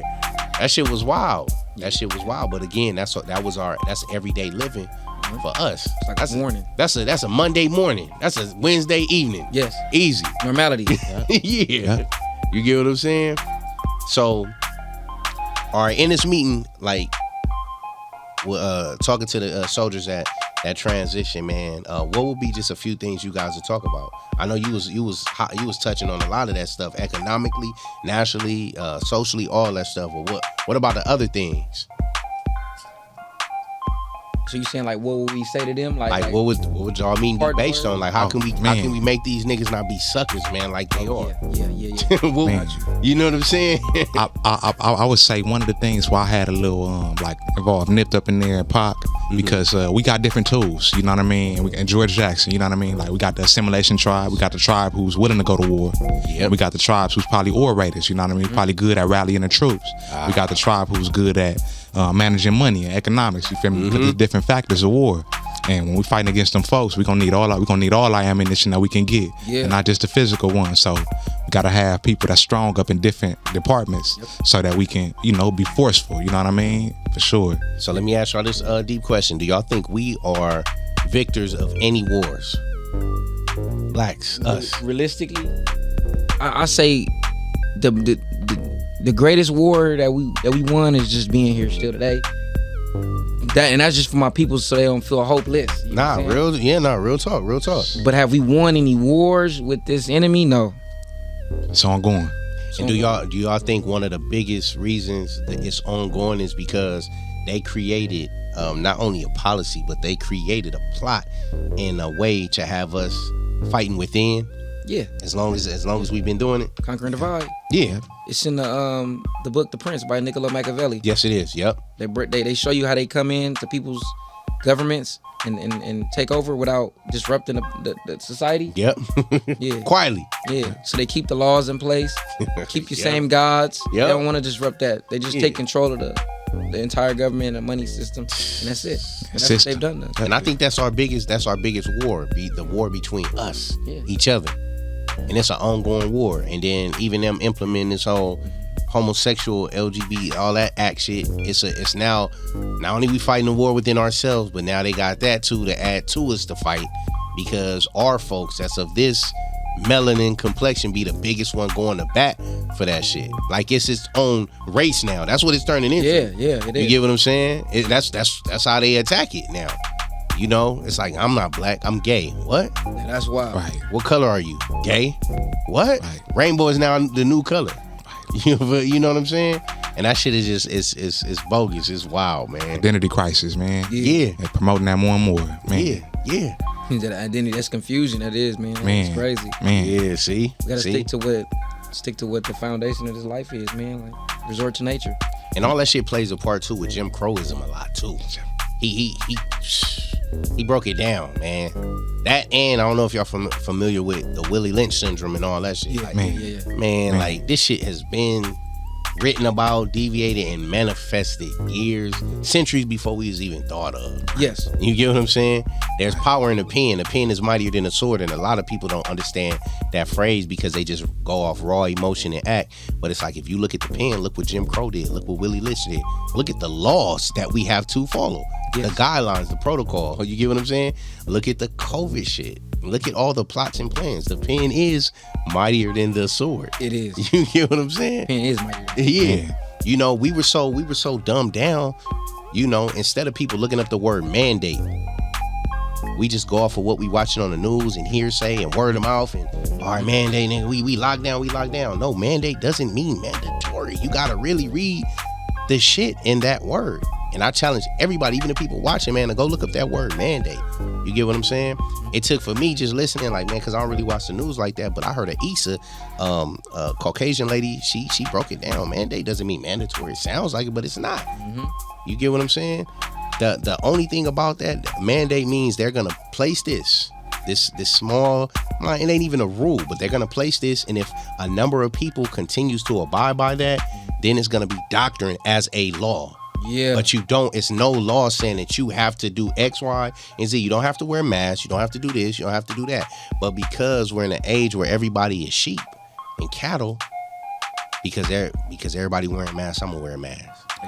And I start tripping off that too, going in stores when I don't see, man, they got people at all the hood stores, the Walmarts, the Kmarts, the Targets, all that shit. They got them, the 99-cent store, putting hand sanitizer in people's hands. So I'm getting ready to go in the door. I let this white couple go. The dude was like, man, I'm not putting that on. And his wife was like, nah, like, we ain't putting that shit on. We know what y'all doing. And then they got to us and got ready. It was like, yeah, here. I'm like, nah, I ain't doing that shit. If they ain't doing it, I ain't doing it. You get what I'm saying? Mm-hmm. That shit wild, man. Just the warfare between us within our own culture and then just the outside entities, the spiritual warfare, the mental warfare with the mental illnesses, and just the physical warfare with just us not being able to live past 45, 50, cancer, diseases, and all that. Like, we at the top of the food chain with all that disease shit. Oh, yeah. You get what I'm saying? It's like, man, when we got to focus on one problem, we like, man, they really got this one problem up in the back that they don't even notice. Mm-hmm. Man. And capitalism, man, for sure, man. Shout out to George Jackson, man, for instilling that up in the mental. Because that's what it is. that's really, man, when you come down to it, man, because when you got people who scared to lose their job because of X, Y, Z, it's because we need a job in order to live in America. Yep. You feel me? LA, you feel me, where the rent is so hard. You feel me? But if we don't do something like that, it's like, damn, I ain't got no place to go now. You know what I mean? But, man, imagine if all of us said, fuck it. You feel me? United up, man. Yeah. Now, so before we close, what's gonna be the key to us getting to that point? Staying strong. Don't even say it. No, I'll be in the show like that. They don't need to know. Yeah, they don't need to know. This. Hey, man. Hey, they were sharpening knives on the floor in the pen, man. Hey, got a whole different tool, man. Yes, we do. Yes, we do. So, and the thing is, man, those that know. Those that get it, man. The Most High is equipping his chosen, his soldiers that's ready for war. Y'all just be ready. Be ready, because we believe in everything except the natural ability to be superhuman and have supernatural powers and strength. If the enemy can give the gatekeepers powers that they do possess, when you can make a whole culture of people be gay, that's a special power. Don't think the Most High is gonna ordain us and give us powers either. Right. You get what I'm saying? Bad. I feel you on that. Yeah. Nah, real shit. So just be ready. It's coming. We coming. Hey, can I before you close? No. Can I say, I like what you just said. Yeah. They got some powers against us, but the Most High gives us power, right? Sure do. In the Bible I read, it said God's angels are faster than the speed of light. Come on. He brings them here faster than the speed of light. That's crazy, man. When I read that, I said, dang, I was taught nothing was faster than the speed of light. It's true. That's why it makes sense that they can come and speak to you like that and dip off. And let me ask y'all this, right? Yeah. Each angel that y'all encounter, did they have wings? No. They move just how bro said. Just how you said it. It's crazy, yeah. You get what I'm saying? I remember your story. Bus stop, then mine in school. What you want to be? What's your purpose? What do you want to be? And I'm a rapper, dude. Like, man, wrong answer. Boop, threw the movie thing in my hand. I'm like, what? What is that? Yeah, like, nigga, movies. Like, nah, nigga, I'm spitting. He like, then I looked, he was gone. Off and away, ain't never seen a man since. Looked him up, he ain't never, like, it was wild shit. Like you said, so all angels ain't got wings. You know what I'm saying? So, yeah. All forms. Yes, sir. Patio PolitiCz, man. It's your man, J5TH, the God King, Kendon, and my rider, Tayy Blanson, man. Y'all two anointed ones, man. I love y'all. Y'all my brothers for life. We got a lot of life changing to do, as we're already doing. So, like I said, man, all angel ain't got wings. And on that note, man, we're going to have another panel with these brothers real soon. Stay locked. Keep it tuned in. We out of here like this, man. We hope